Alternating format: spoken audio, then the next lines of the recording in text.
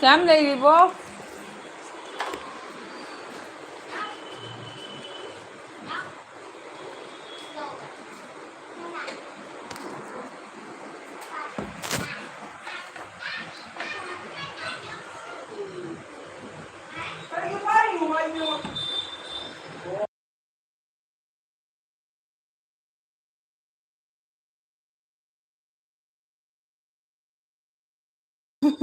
Hairꯛꯇꯤꯒꯤꯗꯤ ꯂꯣꯏ ꯍꯥꯏꯔꯒꯦ ꯑꯣ ꯆꯥꯛꯀ ꯆꯥꯔꯦ ꯍꯥꯏꯔꯣ ꯃꯤ ꯀꯅꯥꯝ ꯊꯥꯕ ꯎꯗꯦꯅ ꯊꯥꯔꯛꯏꯅꯤ ꯂꯥꯏꯔꯕ ꯑꯦꯜꯕꯤꯒꯤ ꯃꯤ ꯀꯅꯥꯝ ꯂꯩꯕ ꯎꯗꯦꯅ ꯑꯩ ꯊꯥꯔꯛꯏꯕ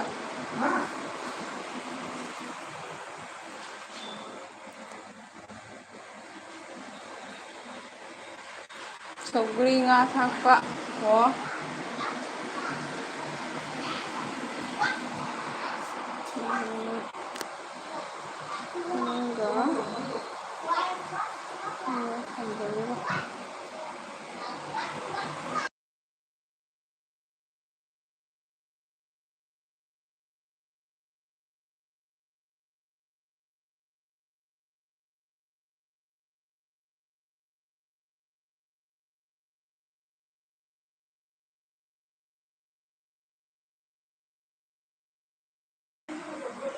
ꯁꯧꯒ꯭ꯔꯤ ꯉꯥ ꯊꯥꯛꯄ ꯇꯨꯝꯒꯦ ꯇꯧꯏ ꯀꯩꯅꯣꯅꯦ ꯁꯨꯌꯥꯝ ꯉꯟꯅ ꯇꯨꯝꯃꯒꯦꯔꯅꯦ ꯁ꯭ꯌꯥꯝ ꯅꯣꯡꯒ ꯆꯨꯅ ꯏꯁꯤꯡ ꯆꯥꯎꯕꯗꯨꯒ ꯅꯪ ꯇꯨꯔꯦꯟꯗ ꯇꯥꯎꯖꯥꯠꯂꯣ ꯇꯨꯔꯦꯟ ꯃꯌꯥꯏꯗ ꯅꯪ ꯏꯌꯥꯛꯅꯅ ꯂꯩꯕ ꯈꯪꯉꯔꯣꯏꯑꯦ ꯃꯈꯥꯗꯤ ꯀꯣꯃꯦꯟ ꯀꯟꯅ ꯏꯔꯤ ꯃꯈꯥꯗꯤ ꯂꯣꯏꯔꯦ ꯍꯥꯏ ꯂꯣꯏꯔꯦ ꯑꯩꯈꯣꯏꯗꯤ ꯆꯥꯛ ꯊꯣꯡ ꯂꯣꯏꯔꯦ ꯏꯟꯖꯥꯡ ꯊꯣꯡꯉꯤ ꯁꯥꯝꯕꯔ ꯊꯣꯡꯉꯤ ꯑꯩꯁꯨ ꯍꯥꯏꯗꯣꯔꯛꯑꯒꯦ ꯀꯩ ꯉꯁꯤꯁꯦ ꯀꯩꯅꯣ ꯇꯧꯔꯦ ꯑꯩꯈꯣꯏꯒꯤ ꯑꯩ ꯉꯥꯛꯇꯪ ꯃꯃꯥꯡꯗ ꯗꯥꯔꯥꯃꯦꯁꯣꯔꯒꯤ ꯂꯥꯏꯚ ꯌꯥꯎꯔꯝꯃꯤ ꯃꯥꯒꯤ ꯂꯥꯏꯐꯇꯁꯨ ꯃꯤ ꯂꯥꯛꯇꯦꯅ ꯏꯁꯤꯡꯁꯨ ꯃꯥꯒꯤ ꯐꯂꯣꯡꯗꯣ ꯆꯥꯎꯅꯕꯅꯤꯅ ꯃꯊꯣꯡ ꯃꯔꯝ ꯅꯥꯏꯅ ꯇꯧꯔꯤꯉꯩ ꯆꯥꯎꯁꯤꯜꯂꯛꯄꯁꯦ ꯑꯩꯈꯣꯏ ꯌꯨꯝꯗꯁꯨ ꯏꯁꯤꯡꯁꯦ ꯃ꯭ꯌꯨꯠꯇꯒ ꯂꯩꯔꯝꯃꯤꯅꯦ ꯉꯥꯏꯈꯣꯀꯣ ꯔꯤꯀꯅꯦꯛ ꯆꯠꯂꯤꯍꯦ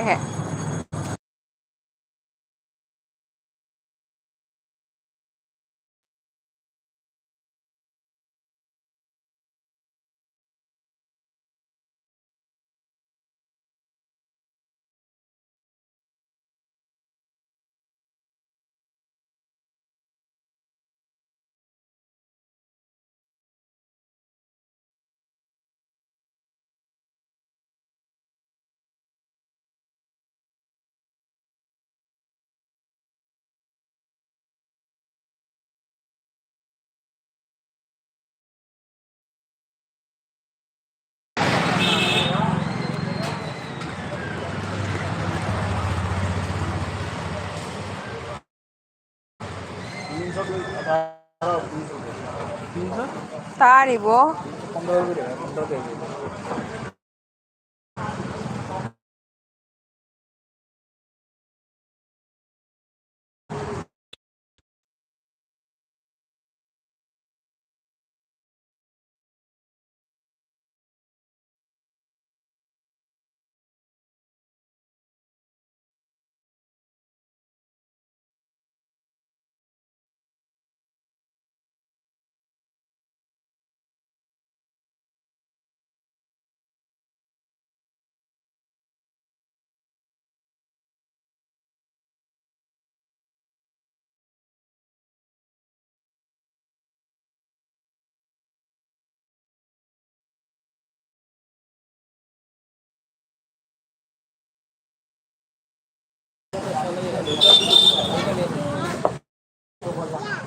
भैया भी सुन रहे हैं भैया भैया और एक गरम मसाला दे दो 193 इन दोनों का होगा तो 7 ꯅꯦꯠꯁꯦ 228 ꯃꯈꯥ ꯀꯨꯝꯊꯔꯛꯄꯅꯤꯀꯣ ꯅꯨꯡꯉꯥꯏꯇ꯭ꯔꯤꯁꯦ गरम मसाला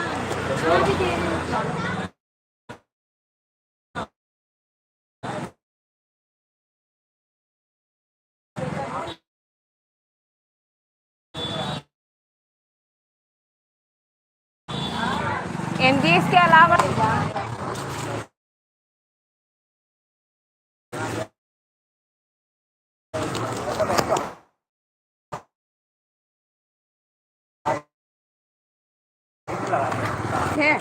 है ये लो 5 रुपए कम है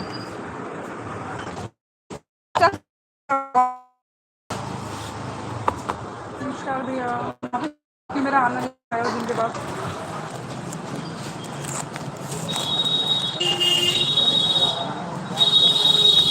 खाना नहीं खाया भैया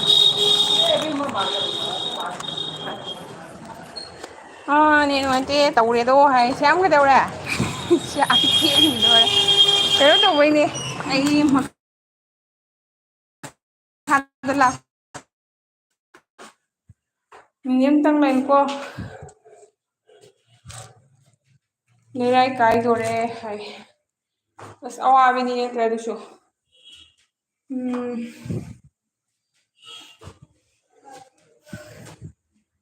लाइफ अपडेट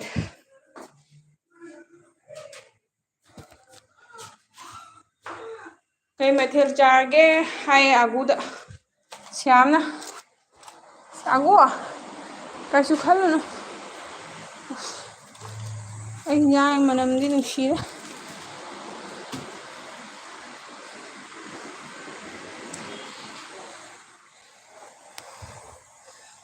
oh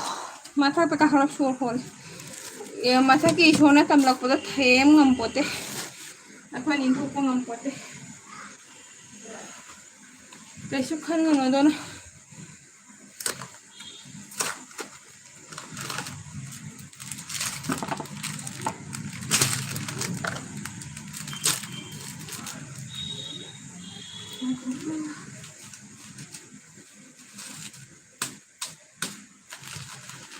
श्याम लेब्रो आगू लेब्रो जीरो गोली से ना करी ना कनानो अरे जाओ रेफत मां पे के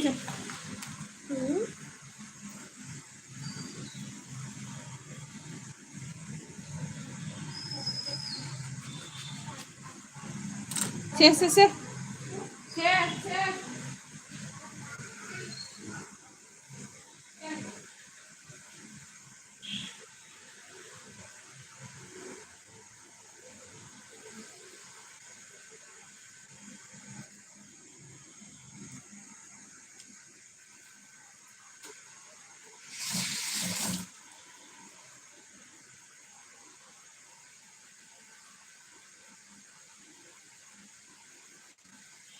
nói anh đi chìm tài làm tổng ấy khoang chết la là chắc không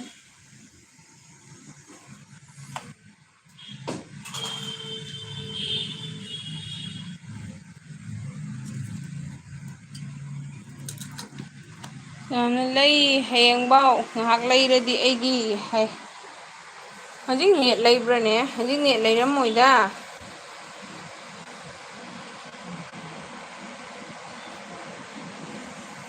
ꯍꯧꯖꯤꯛꯀꯤ ꯅꯦꯠ ꯂꯩꯔꯝꯃꯣꯏꯌꯦ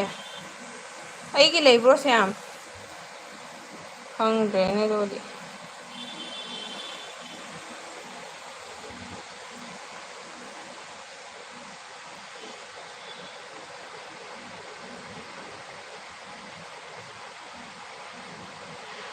मिस लंचेनबी लाई है मिस लंचेनबी मैम पुनः जोई जोई है जोई जोई लंचेनबी वेलकम तौजरी लंचेनबी अनौब ओइदी चिचेदा सपोर्ट तौरमो कमेंट थम्मो चिचेसु हलक्के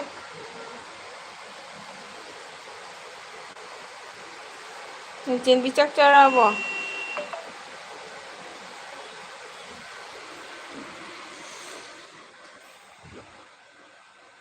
ꯁ꯭ꯌꯥꯝꯅ ꯂꯩꯗꯦ ꯑꯩꯒꯤ ꯍꯥꯏꯖꯕꯅꯤꯀꯣ ꯆꯦꯁꯨ ꯁꯥꯏ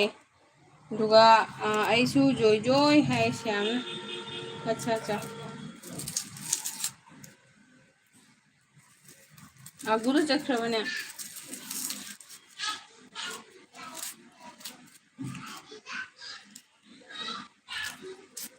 ꯂꯟꯆꯦꯟꯕꯤ ꯀꯩ ꯏꯟꯖꯥꯡ ꯆꯥꯔꯛꯀꯦ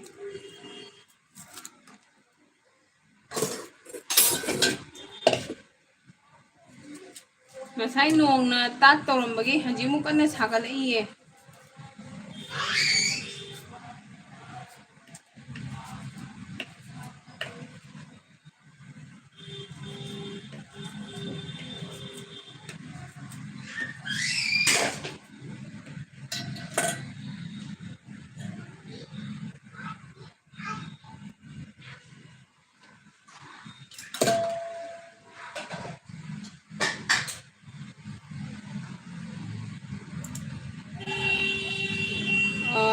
ꯁ꯭ꯌꯥꯝꯅ ꯑꯩꯁꯨ ꯖꯣꯏ ꯖꯣꯏ ꯁ꯭ꯌꯥꯝꯅ ꯑꯩꯒꯤꯗꯤ ꯍꯥꯏꯖꯈ꯭ꯔꯦ ꯆꯦ ꯑꯣ ꯁ꯭ꯌꯥꯝꯁꯦ ꯁꯧꯒ꯭ꯔꯤ ꯉꯥ ꯊꯥꯒ ꯆꯥꯏ ꯍꯥꯏ ꯃꯥꯜꯂꯦꯀꯣ ꯂꯟꯆꯦꯟꯕꯤꯁꯦ ꯍꯥꯟꯅꯒꯤ ꯁꯕꯁꯀ꯭राꯏꯕꯔꯅꯤ ꯆꯦ ꯇꯤꯟ ꯐꯤꯁ ꯆꯦꯗꯤ ꯆꯥꯔꯕꯣ ꯑꯣ ꯂꯟꯆꯦꯟꯕꯤꯗꯣ ꯅꯤꯡꯁꯤꯡꯉꯦ ꯊꯦꯡꯀ꯭ꯌꯨ ꯂꯥꯛꯄꯤꯕꯒꯤ ꯆꯥꯗ꯭ꯔꯤꯌꯦ ꯂꯟꯆꯦꯟꯕꯤ ꯆꯤꯆꯦ ꯍꯣꯏꯗ ꯑꯃꯨꯛ ꯆꯥꯔꯁꯦ ꯆꯤꯆꯦ ꯍꯣꯏꯒꯤ ꯉꯁꯤ ꯁꯝꯕꯔ ꯊꯣꯡꯉꯦ ꯑꯩ ꯄꯣꯠ ꯂꯩ ꯆꯠꯂꯒ ꯀꯥꯎ ꯂꯥꯛꯑꯦ बुलेट कराए दो इन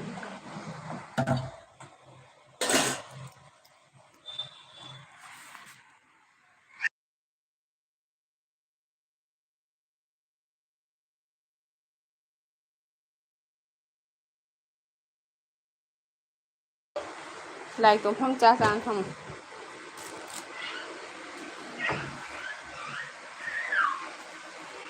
तीन पीस हाउ बने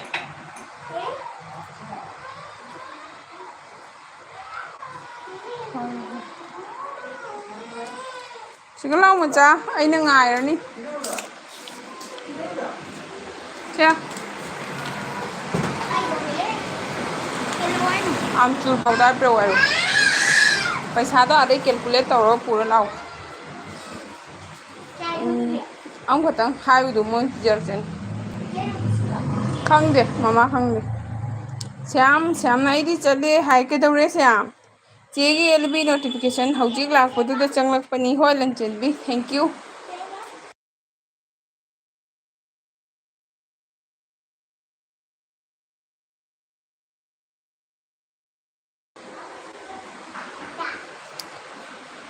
लंचेनबी होदी इसिंग चावब्रो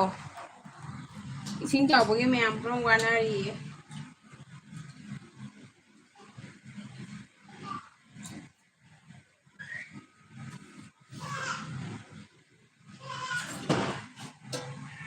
उलांग बचुली कन हेगले एस हांग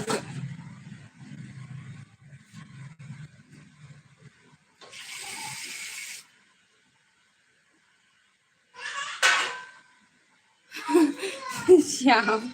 श्याम वाला ऊपर हुआ श्याम चार्ज लाओ नंगोंदसु हाई नि नंगोंदसु जावरबने चार्ज लाओ सांबर थोंबा मंगी लोय थोखरबको अदुदुगी कइनोगी आमचूर पोता मैंगो पाउडर दो अदुदो थाका थोंगे तो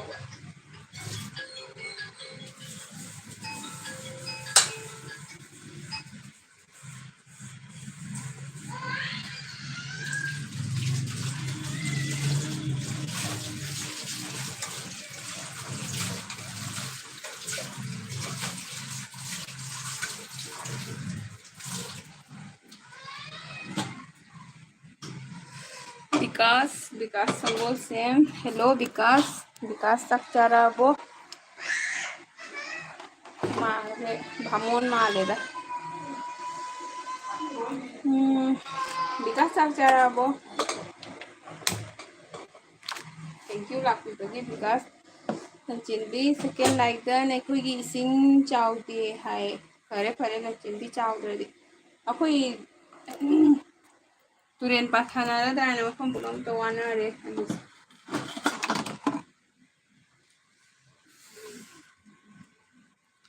श्याम चे तीन फिश से कई ओइदुनो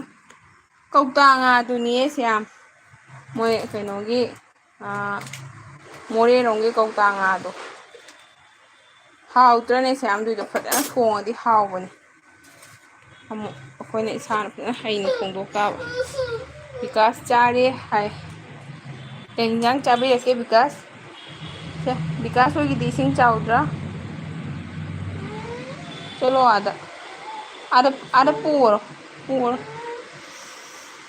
कई लमनो चे होगी हाय अखोई बुद्धि कसारगिनी अदुगा लैरोबुदि एदि मपान लೈ हंजी कसारोमदसु इसिंगदो चाउदोरे हायबा दुगा श्याम ओ हाय दुगा असीसे कइनो नत्रा रोहित नत्रा श्याम मैते मैसे रोहित नत्रा हाय कुइरे को रोहित उदबा रोहित कायगा मांगुरे रोजित नि हायबा हो रोजित नि को रोजित कुइरे उदबा नंग अमता फंगनाद्रे कायदा चलुरे विकास ना चाउदे खोइदी हाय विकास मणिपुर गिरा कसारगिरा मणिपुर गिरा कसारगा मणिपुर से हानादी जाम लापना खलमे हजी वाईटी पाइबदे फेसबुक पाइबदे जाम थीना नकना हल्लेको असीमदी याम नुंगाई रोजित नीचे हाय श्यामना ऐदी खंगदे हाय श्याम न चिंथीरनु मणिपुर लेरगा कौता खंगदे हाय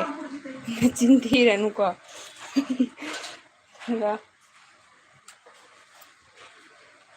मणिपुर नीचे हाय ओ नोंदी चुबदी लेप्रबा बिस्किट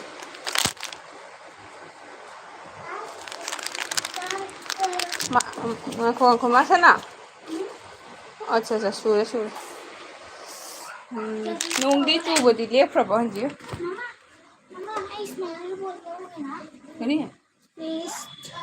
स्माइली बोल दो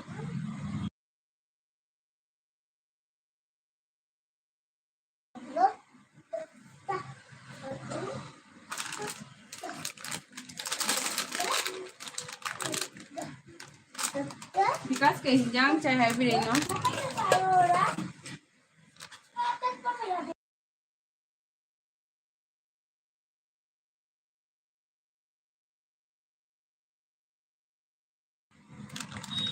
चे हौजी मैते मेघ हाइबदुदा खंगदे हाइजबनिको हाय ऐपा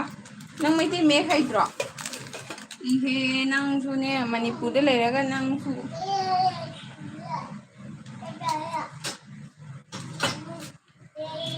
चेदो हैरमे मतम तेना तमकोगे काउरबा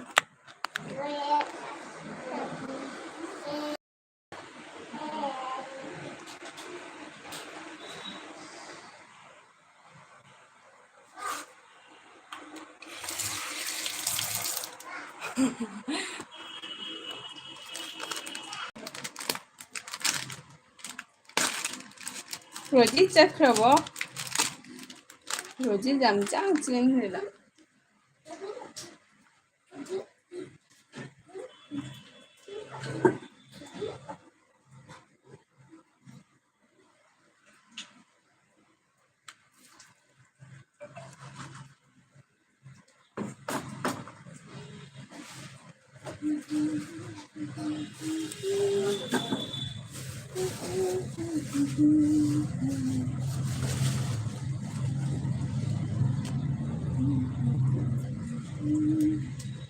मैम कमेंट चबुरो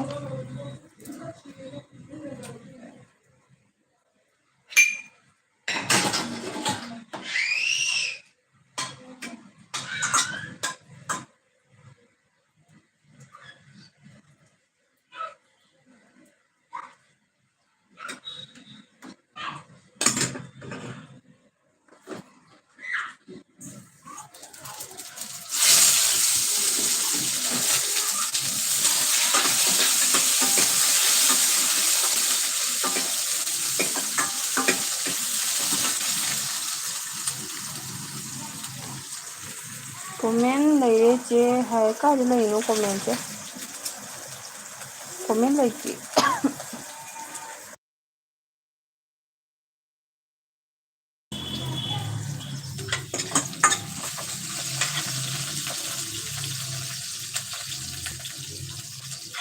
ꯀꯣꯃꯦꯟ ꯂꯩꯇꯦꯗ ꯅꯪꯅ ꯏꯔꯛꯄꯁꯤꯗꯅꯤ ꯎꯔꯤꯁꯦ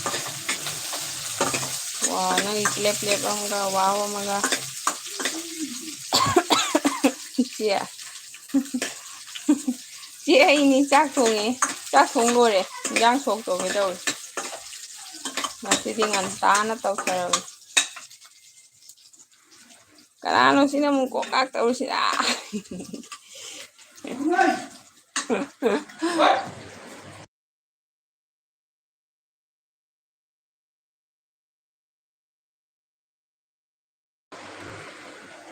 ꯌꯥꯝ ꯃꯌꯥꯝ ꯂꯥꯛꯏꯁꯦ ꯀꯣꯃꯦꯟ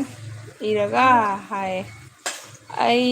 ꯂꯥꯏꯛ ꯄꯤꯕ ꯁꯪꯗꯦꯀꯣ ꯍꯥꯏ ꯑꯩꯅ ꯈꯪꯉꯦ ꯅꯪ ꯂꯥꯏꯛ ꯄꯤꯕ ꯁꯪꯗꯦꯅ ꯆꯦ ꯆꯦ ꯅꯪ ꯊꯣꯡꯉꯕꯣ ꯆꯥꯛ ꯕꯆꯥꯁꯤꯡꯅ ꯏꯆꯦ ꯀꯔꯤ ꯇꯧꯒꯦꯅ ꯍꯧꯖꯤꯛ ꯀꯩ ꯍꯥꯏꯅꯣꯁꯦ ꯖꯦꯒꯦꯅꯤ ꯑꯩ ꯅꯪꯒꯤ ꯀꯩꯅꯣꯁꯦ ꯖꯦꯟ ꯍꯧꯕꯁꯦ ꯄꯥꯉꯝꯗꯦ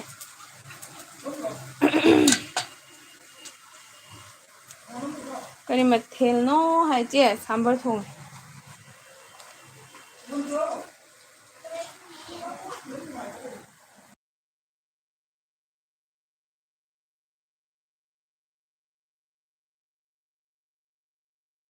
ꯆꯦ ꯍꯣꯏ ꯀꯩ ꯃꯊꯦꯜꯅꯣ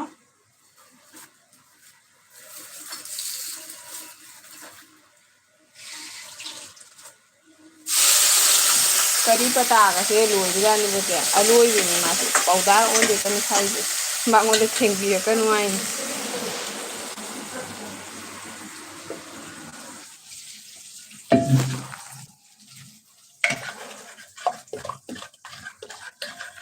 ꯃꯌꯥꯝ ꯁꯥꯝꯕꯔ ꯊꯣꯡꯕ ꯆꯥꯁꯤ ꯂꯥꯛꯑꯣ ꯑꯁ ꯍꯥꯎꯅꯤꯕꯣ ꯃꯅꯝꯒꯁꯨ ꯌꯥꯝ ꯅꯨꯡꯁꯤꯌꯦ ꯌꯦꯡꯒꯦꯅꯦ ꯏꯆꯦ ꯀꯔꯤ ꯇꯧꯒꯦꯅꯦ ꯍꯥꯏ ꯆꯥꯛ ꯊꯣꯡꯉꯤꯌꯦ ꯆꯥꯛ ꯊꯣꯡꯉꯤ ꯁꯣꯛ ꯇꯧꯔꯤꯌꯦ ꯑꯝꯇ ꯌꯦꯡꯍꯜꯂꯗꯤ ꯃꯣꯕꯥꯏꯜꯁꯤꯁꯨ ꯌꯥꯎ ꯇꯧꯔꯣꯏꯗ꯭ꯔꯣ ꯂꯥꯏꯛ ꯇꯧꯁꯟꯕꯤꯌꯨ ꯃꯌꯥꯝ ꯑꯅꯧꯕ ꯏꯆꯤꯜ ꯏꯅꯥꯎꯁꯤꯡ ꯆꯦꯅꯦꯜꯗ ꯁꯞꯄꯣꯔꯠ ꯇꯧꯕꯤꯌꯨ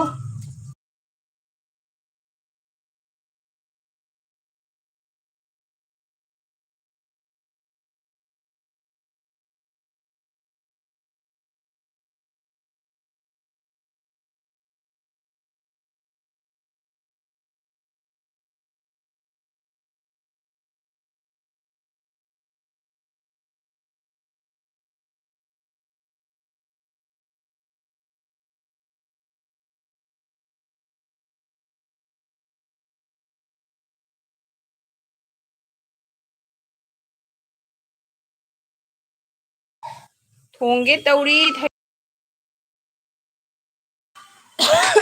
ꯊꯩꯕꯣꯡ ꯃꯧꯒ ꯀꯩꯕ ꯊꯩꯕꯣꯡ ꯃꯔꯨꯒ ꯌꯦꯟꯗꯦꯝꯒ ꯏꯔꯣꯟꯒꯦ ꯑꯠꯆꯥ ꯑꯠꯆꯥ ꯏꯔꯣꯜꯂꯣ ꯆꯦ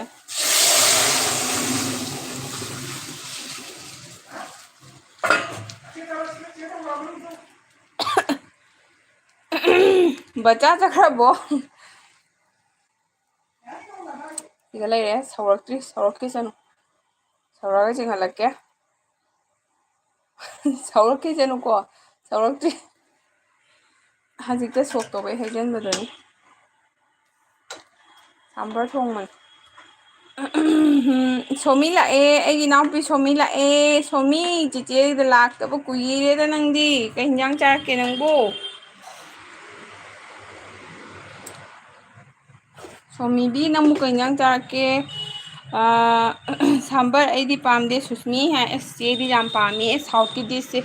ꯏꯗꯂꯤ ꯑꯣ ꯗꯁꯥꯋꯣ ꯁꯥꯝꯕꯔ ꯑꯣ ꯗꯍꯤ ꯕꯔꯥꯋꯣ ꯑꯁ ꯑꯩꯒꯤ ꯂꯣꯏ ꯐꯦꯚꯣꯔꯥꯏꯠꯅꯤ ꯀꯩꯅꯣꯉꯩꯒꯤ ꯁꯥꯎꯠꯀꯤ ꯗꯤꯁ ꯄꯨꯝꯅꯃꯛ ꯑꯗꯨꯒ ꯕꯆꯥꯅ ꯏꯆꯦ ꯅꯪꯁꯦ ꯀꯥꯏꯒꯤꯅꯣꯅꯦ ꯏꯆꯦ ꯍꯥꯏ ꯑꯩ ꯀꯁꯥꯔꯗꯒꯤꯅꯦ ꯕꯆꯥꯅ ꯑꯅꯧꯕꯅꯦ ꯉꯁꯤ ꯐꯪꯅꯕꯗ ꯆꯦꯅꯦꯜꯗ ꯄ꯭ꯂꯤꯖ ꯁꯞꯄꯣꯔꯠ ꯇꯧꯕꯤꯔꯝꯃꯨꯀꯣ ꯑꯗꯨꯒ ꯁꯤꯒ ꯆꯦꯅꯦꯜ ꯄꯥꯏꯕ ꯑꯁ ꯑꯩꯒꯤ ꯃꯇꯥꯁꯨ ꯂꯥꯛꯑꯦ ꯃꯇꯥ ꯅꯨꯡꯁꯤꯕꯤ ꯂꯥꯛꯑꯦ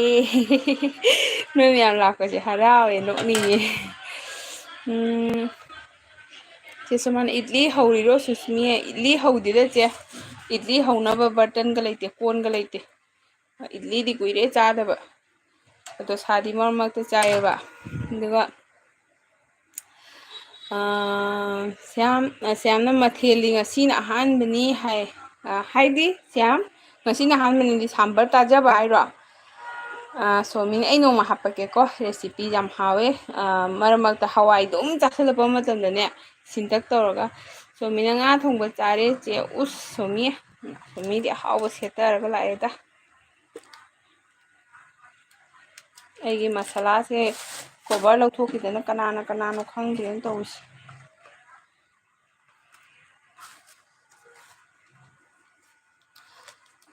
ꯑꯦ ꯃꯇꯥꯔꯣꯖꯤꯗꯤ ꯆꯥꯛ ꯆꯥꯔꯕꯣ ꯃꯇꯥ ꯅꯣꯏꯗꯨꯒ ꯏꯁꯤꯡ ꯆꯥꯎꯕ꯭ꯔꯣ ꯀꯝꯗꯧꯔꯤꯖꯥꯠꯅꯣ ꯑꯗꯨꯒ ꯁꯣꯃꯤꯅ ꯃꯇꯥ ꯔꯣꯖꯤ ꯍꯥꯏꯅ ꯀꯧꯈꯔꯦ ꯑꯗꯨꯒ ꯃꯇꯥꯅ ꯍꯥꯎ ꯃꯇꯥ ꯁꯣꯃꯤ ꯍꯥꯏꯔꯒ ꯆꯦꯟꯈꯔꯦ ꯑꯗꯨꯒ ꯁꯣꯃꯤꯅ ꯕꯆꯥ ꯍꯦꯜꯂꯣ ꯍꯥꯏꯌꯦ ꯁꯣꯃꯤ ꯕꯆꯥꯁꯦ ꯈꯪꯅꯕ꯭ꯔꯣ ꯑꯗꯨꯒ ꯑꯁ ꯑꯩꯈꯣꯏꯒꯤ ꯀꯅꯥꯅꯣ ꯂꯥꯛꯑꯦ ꯑꯟꯖꯨ ꯅꯪ ꯌꯥꯝꯅ ꯃꯑꯣꯡ ꯆꯥꯗꯕ ꯃꯤꯅꯤꯀꯣ ꯅꯪꯅ ꯇꯧꯔꯛꯄꯗꯤ ꯇꯧꯔꯛꯄ ꯑꯩꯅ ꯑꯅꯤꯔꯛ ꯇꯧꯕꯗꯨꯗꯤ ꯅꯪꯅ ꯀꯔꯤꯝ ꯅꯅꯥ ꯁꯥꯕꯤꯗꯦ ꯅꯠꯇ꯭ꯔꯣ ꯑꯩꯅ ꯅꯉꯣꯟꯗ ꯉꯔꯥꯡ ꯑꯅꯤꯔꯛ ꯇꯧꯔꯤꯗꯣ ꯅꯪ ꯇꯨꯝ ꯍꯧꯒꯠꯂꯒ ꯐꯪꯅꯗꯕ꯭ꯔꯥꯕ ꯑꯗꯨꯒ ꯃꯇꯥꯅ ꯃꯌꯥꯝ ꯂꯥꯏꯛ ꯇꯧꯕꯤꯌꯨꯀꯣ ꯑꯅꯧꯕ ꯏꯆꯤꯜ ꯏꯅꯥꯎꯁꯤꯡꯅ ꯁꯞꯄꯣꯔꯠ ꯇꯧꯕꯤꯌꯨ ꯄ꯭ꯂꯤꯖ ꯃꯇꯥꯅ ꯃꯇꯥ ꯁꯨꯁꯃꯤꯇꯥ ꯅꯨꯡꯉꯥꯏꯕꯅ ꯁꯤꯔꯦ ꯑꯩ ꯀꯩꯗꯧꯔꯒꯦꯅꯦ ꯑꯩꯁꯨ ꯈꯇꯪ ꯅꯨꯡꯉꯥꯏꯒꯦ ꯑꯗꯨꯒ ꯀꯩꯗꯧꯔꯒꯦ ꯃꯇꯥ ꯅꯪꯕꯣ ꯁꯣꯃꯤꯅ ꯆꯦꯟꯖꯨ ꯍꯥꯏꯌꯦ ꯑꯗꯨꯒ ꯁ꯭ꯌꯥꯝꯅ ꯁꯤꯒ ꯂꯩ ꯑꯗꯣ ꯏꯟꯖꯥꯡꯁꯦ ꯁꯣꯜꯂꯛꯑꯦ ꯑꯗꯣ ꯏꯟꯖꯥꯡ ꯃꯁꯥꯂꯥ ꯍꯥꯞꯇ꯭ꯔꯤꯀꯣ ꯃꯔꯣꯏ ꯃꯄꯥꯡ ꯍꯥꯞꯇ꯭ꯔꯤ ꯑꯗꯨꯒ ꯁꯣꯃꯤꯅ ꯆꯦꯟꯖꯨ ꯍꯥꯏꯒ ꯍꯦꯜꯂꯣ ꯇꯧꯔꯦ ꯁ꯭ꯌꯥꯝꯅ ꯍꯣꯏ ꯍꯥꯏ ꯑꯣ ꯁ꯭ꯌꯥꯝ ꯉꯆꯦ ꯅꯣꯡꯃ ꯁꯤꯌꯥꯔ ꯇꯧꯔꯛꯀꯦ ꯁ꯭ꯌꯥꯝ ꯑꯩꯈꯣꯏ ꯌꯨꯝꯗ ꯐꯪꯕ ꯑꯗꯨꯝ ꯍꯤꯟꯖꯥꯡ ꯅꯥꯄꯤꯁꯤꯡꯗꯨꯅꯤ ꯏꯂꯥꯏ ꯂꯥꯏꯕ ꯀꯩꯁꯨꯝ ꯅꯠꯇꯦ ꯃꯪꯒꯦ ꯍꯥꯞꯄ ꯊꯣꯡꯗꯣꯏꯅꯦꯕꯀꯣ ꯑꯗꯨꯗꯨꯅꯤ ꯑꯗꯨꯒ ꯀꯨꯏꯔꯦꯍꯦ ꯑꯩꯒꯤ ꯏꯄ꯭ꯋꯥ ꯅꯤꯄꯥꯁꯦ ꯂꯥꯛꯇꯕ ꯁꯅꯥꯊꯣꯏ ꯁꯅꯥꯊꯣꯏꯗꯤ ꯁꯣꯔꯤ ꯔꯕꯤꯀꯥꯟꯇꯁꯦ ꯔꯕꯤꯀꯥꯟꯇ ꯊꯦꯡꯀ꯭ꯌꯨ ꯁꯣ ꯃꯁ ꯆꯤꯆꯦꯒꯤꯗ ꯂꯥꯛꯄꯤꯕꯒꯤ ꯅꯪ ꯅꯨꯡꯉꯥꯏꯔꯤꯕꯣ ꯑꯁ ꯀꯨꯏꯔꯦꯍꯦ ꯅꯪ ꯂꯥꯛꯇꯕ ꯀꯩꯗꯧꯔꯒꯦ ꯅꯪꯕꯨ ꯚꯦꯀꯦꯁꯟ ꯄꯤꯗ꯭ꯔꯤꯕꯣ ꯆꯥꯛ ꯆꯥꯔꯛꯑꯕꯣ ꯑꯗꯨ ꯑꯟꯖꯨꯅ ꯁꯣꯃꯤ ꯅꯨꯡꯁꯤꯕꯤ ꯀꯩ ꯍꯤꯟꯖꯥꯡ ꯆꯥꯒꯦ ꯍꯥꯏ ꯑꯗꯨꯒ ꯁ꯭ꯌꯥꯝꯅ ꯃꯇꯥ ꯇꯣꯛꯁꯦ ꯑꯩꯒꯤ ꯀꯣꯃꯦꯟ ꯄꯥꯁꯤ ꯆꯦꯁꯨ ꯑꯁ ꯃꯇꯥꯅ ꯁꯥꯎꯔꯗꯤ ꯅꯪꯒꯤꯁꯨ ꯄꯥꯗꯣꯏꯅꯤ ꯃꯇꯥꯒꯤ ꯄꯥꯗꯣꯏꯅꯤ ꯁ꯭ꯌꯥꯝ ꯃꯁꯤꯅ ꯑꯃ ꯇꯧꯔꯤꯁꯤꯁꯨ ꯑꯗꯨꯒ ꯃꯇꯥꯅ ꯃꯇꯥ ꯁꯨꯁꯃꯤꯇꯥ ꯏꯁꯤꯡꯗ ꯊꯨꯝꯃꯦꯅꯦ ꯏꯁꯤꯕꯤꯒꯗꯤ ꯆꯥꯎꯗꯦꯗ ꯑꯣ ꯏꯁꯤꯡꯗ ꯇꯨꯝꯃꯤꯅꯤ ꯑꯁ ꯀꯩꯅꯣ ꯍꯥꯏꯁꯤꯕꯨ ꯃꯇꯥꯂꯤꯟꯒ ꯆꯪꯉꯛꯀꯅꯤ ꯆꯦꯛꯁꯤꯜꯂꯨꯀꯣ ꯆꯦꯛꯁꯤꯜꯂꯨ ꯍꯥꯏꯁꯤꯅꯤ ꯔꯕꯤꯀꯥꯟꯇꯅ I have not seen your life like 5 days not only 5 days ꯁꯅꯥꯊꯣꯏ ꯃꯣꯔ ꯗꯦꯖ ꯑꯣꯏꯈꯔꯦ ꯅꯪ ꯑꯩꯒꯤ ꯑꯦꯜꯕꯤꯗ ꯂꯥꯛꯇꯕꯀꯣ ꯅꯪ ꯀꯩꯅꯣ ꯔꯕꯤꯀꯥꯟꯇ ꯆꯤꯆꯦꯅ ꯅꯪ ꯀꯌꯥꯝ ꯃꯤꯁ ꯇꯧꯏ ꯑꯍꯥꯟꯕꯗꯗꯤ ꯅꯪ ꯀꯌꯥꯝ ꯍꯥꯏꯗꯤ ꯅꯤꯡꯁꯤꯡꯉꯝꯃꯤ ꯈꯪꯕ꯭ꯔꯥ ꯔꯕꯤꯀꯥꯟꯇꯗꯣ ꯂꯥꯛꯇꯦ ꯍꯥꯏꯅ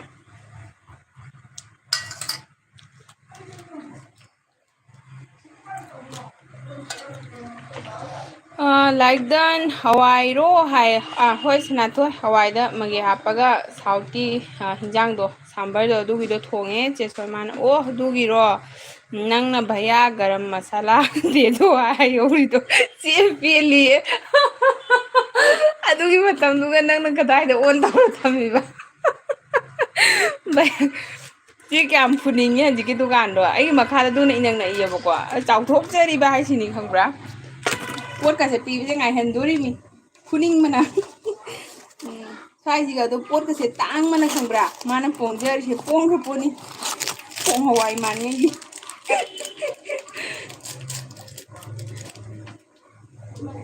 ꯂꯣꯏꯔꯛꯇꯣꯔꯦ ꯏꯟꯖꯥꯡ ꯂꯣꯏꯔꯛꯇꯣꯔꯦ ꯑꯗꯨꯒ ꯅꯍꯥꯟꯉꯩꯗꯤ ꯑꯩꯁꯦ ꯊꯦꯡ ꯊꯣꯡꯕꯅꯦꯕ ꯉꯁꯤꯗꯤ ꯊꯣꯡꯗꯣꯛꯑ ꯆꯥꯛ ꯂꯥꯝꯃꯦ ꯀꯩꯗꯧꯔꯝꯃꯣ ꯈꯪꯗꯦ ꯑꯗꯨꯒ ꯃꯇꯥꯅ ꯀꯔꯤ ꯍꯥꯏꯕꯁꯤ ꯌꯥꯝ ꯍꯥꯏꯔꯒ ꯁꯥꯎꯈꯔꯦ ꯕꯆꯥꯅ ꯇꯧꯔꯦꯅꯦ ꯏꯆꯦ ꯍꯥꯏ ꯊꯦꯡꯀ꯭ꯌꯨ ꯕꯆꯥ ꯀꯥꯏꯗꯩꯅꯣ ꯀꯁꯥꯔꯣꯝꯒꯤꯔ ꯇ꯭ꯔꯤꯄꯨꯔꯥꯒꯤꯔ ꯅꯠꯇ꯭ꯔꯒ ꯃꯅꯤꯄꯨꯔꯒꯤꯔ ꯁꯥꯝꯕꯔꯁꯦ ꯃꯁꯥꯂꯥ ꯊꯥꯛꯃꯟꯗꯅ ꯃꯆꯨꯒ ꯐꯖꯗ꯭ꯔꯕꯅꯦ ꯑꯩ ꯑꯦꯜꯕꯤꯁꯨ ꯌꯥꯎꯅ ꯊꯣꯡꯗꯅ ꯁꯤ ꯇꯥꯔꯦ ꯔꯕꯤꯀꯥꯟꯇꯅ ꯅꯪꯗꯕꯒꯤꯅꯤ ꯍꯥꯏ ꯔꯕꯤꯀꯥꯟꯇ ꯀꯩ ꯅꯪ ꯚꯦꯀꯦꯁꯟ ꯄꯤꯗ꯭ꯔꯤꯕꯣ ꯇ꯭ꯋꯏꯁꯟ ꯆꯠꯄ꯭ꯔꯥ ꯀꯩꯁꯨ ꯀꯥꯏꯗꯦꯀꯣ ꯑꯗꯨꯝ ꯆꯤꯆꯦꯗ ꯃꯤꯁ ꯇꯧꯗꯣ ꯑꯗꯨꯅ ꯆꯤꯆꯦꯒꯤ ꯌꯥꯝꯅ ꯀꯩꯅꯣꯅꯤ ꯃꯃꯜ ꯂꯩꯕꯅꯤ ꯄ꯭ꯔꯤꯁꯤꯌꯥꯁꯅꯤ ꯑꯟꯖꯨꯅ ꯍꯧꯖꯤꯛ ꯇꯧꯁꯤꯜꯂꯛꯀꯦ ꯍꯦꯔꯣꯅꯤ ꯅꯨꯡꯁꯤꯕꯤꯌꯦ ꯈꯥꯕꯩ ꯈꯪꯉꯨꯗꯗꯤ ꯍꯧꯖꯤꯛ ꯇꯧꯁꯜꯂꯛꯑꯗꯤ ꯇꯠꯂꯣꯏꯗꯣꯔꯤꯕ ꯂꯥꯏꯐꯁꯦ ꯌꯥꯝ ꯐꯔꯛ ꯀꯥꯎꯁꯜꯂꯛꯀꯅꯨ ꯑꯗꯨꯒ ꯆꯦ ꯁꯣꯃꯥꯅ ꯀꯔꯤ ꯀꯔꯤ ꯁꯣꯕꯖꯤ ꯍꯥꯞꯄꯤꯅꯣ ꯅꯪꯒꯤ ꯁꯥꯝꯕꯔꯗꯣ ꯆꯦ ꯁꯥꯝꯕꯔ ꯏꯁꯇꯤꯛꯇꯤ ꯌꯥꯎꯗꯦ ꯑꯗꯨꯒ ꯑꯇꯩꯗꯤ ꯍꯥꯞꯄꯦ ꯈꯥꯃꯦꯟ ꯍꯥꯞꯄꯦ ꯑꯗꯨꯒ ꯀꯩꯅꯣ ꯍꯥꯞꯄꯦ ꯄꯥꯟ ꯍꯥꯞꯄꯦ ꯑꯂꯨ ꯍꯥꯞꯄꯦ ꯇꯃꯥꯇꯔ ꯍꯥꯞꯄꯦ ꯒꯥꯖꯔꯁꯨ ꯌꯥꯎꯗ꯭ꯔꯦ ꯑꯗꯨꯗ ꯍꯥꯞꯄꯦ ꯆꯦ ꯑꯂꯩꯕ ꯈꯔꯁꯤꯗ ꯍꯥꯞꯄꯦ ꯑꯗꯣ ꯑꯩꯈꯣꯏꯒꯤꯗꯤꯅꯦ ꯆꯦ ꯄꯥꯟ ꯌꯥꯎꯔꯗꯤ ꯌꯥꯝ ꯍꯔꯥꯎꯋꯦꯕ ꯑꯗꯨꯒ ꯕꯆꯥꯅ ꯏꯆꯦ ꯅꯪꯒꯤ ꯅꯁꯛ ꯌꯦꯡꯒꯦꯅꯦ ꯄ꯭ꯂꯤꯖ ꯏꯆꯦ ꯕꯆꯥ ꯑꯩ ꯍꯧꯖꯤꯛ ꯅꯨꯡꯗꯥꯡꯗ ꯊꯥꯕꯩꯅ ꯎꯠꯇ꯭ꯔꯦ ꯑꯩꯒꯤ ꯚꯤꯗꯤꯑꯣꯗ ꯌꯦꯡꯉꯨꯅꯦ ꯑꯩꯒꯤ ꯚꯤꯗꯤꯑꯣꯗ ꯂꯩꯕꯅꯤ ꯃꯁꯛꯇꯤ ꯑꯗꯨꯒ ꯑꯩ ꯃꯁꯛ ꯍꯥꯞꯄꯒꯁꯨ ꯑꯗꯨꯝ ꯃꯔꯛ ꯃꯔꯛꯇ ꯇꯧꯔꯦꯕꯀꯣ ꯑꯗꯣ ꯉꯁꯤꯗꯤ ꯇꯧꯔꯔꯣꯏ ꯍꯌꯦꯡꯗꯤ ꯔꯦꯗꯤ ꯂꯩꯇꯦ ꯆꯥꯛꯈꯨꯝꯗꯅꯤꯅꯀꯣ ꯑꯣꯂꯥꯡ ꯊꯥꯏꯅ ꯈꯪꯉꯤꯗꯨꯅꯤ ꯍꯨꯃꯥꯡꯁꯦ ꯖꯤꯔꯤ ꯖꯤꯔꯤ ꯖꯤꯔꯤ ꯚꯥꯃꯣꯟꯅ ꯎꯠꯇꯤ ꯎꯠꯇꯤ ꯎꯠꯇꯤ ꯎꯠꯇꯤ ꯀꯥꯏ ꯇꯧꯕꯗꯣ ꯑꯗꯨꯃꯥꯏꯅ ꯑꯗꯨꯒ ꯔꯕꯤꯀꯥꯟꯇꯟ school and tuition everyday 6 hours at least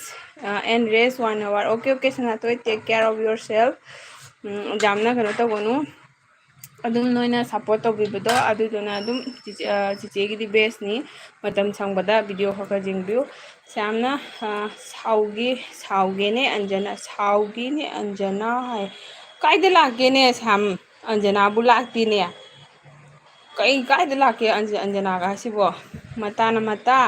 ꯁ꯭ꯌꯥꯝꯒꯤ ꯀꯣꯃꯦꯟꯒ ꯄꯥꯔꯨꯅꯨ ꯑꯩꯒꯤ ꯑꯣꯏ ꯄꯥꯎꯑꯣ ꯁ꯭ꯌꯥꯝꯗꯣ ꯁ꯭ꯌꯥꯝ ꯌꯥꯝ ꯁꯥꯎꯔꯗꯤ ꯀꯣꯃꯦꯟꯒ ꯏꯔꯛꯑꯣꯌꯦ ꯂꯥꯁꯇ ꯇꯨꯃꯤꯟ ꯂꯩꯔꯝꯒꯅꯤ ꯑꯗꯨꯒ ꯂꯣꯏꯁꯟꯗꯧꯔꯕꯣꯀ ꯍꯥꯏꯔꯛꯀꯅꯤꯌꯦ ꯁ꯭ꯌꯥꯝꯗꯣ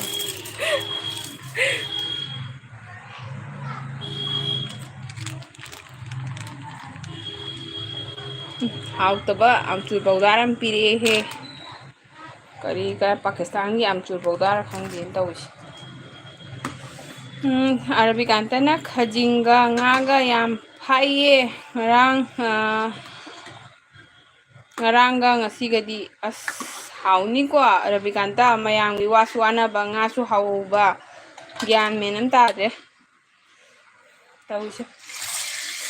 ꯑꯩ ꯍꯤꯟꯖꯥꯡ ꯊꯣꯡ ꯂꯣꯏꯔꯦ ꯁꯅꯥꯊꯣꯏꯅ ꯕꯛꯀꯦꯠ ꯑꯃ ꯐꯥꯏꯌꯦ ꯑꯁ ꯁꯅꯥꯊꯣꯏ ꯐ꯭ꯂꯥꯏꯠꯇ ꯍꯥꯞꯄ ꯊꯥꯔꯣ ꯑꯗꯨꯒ ꯅꯣꯛꯈ꯭ꯔꯦ ꯁꯅꯥꯊꯣꯏꯅ 30 more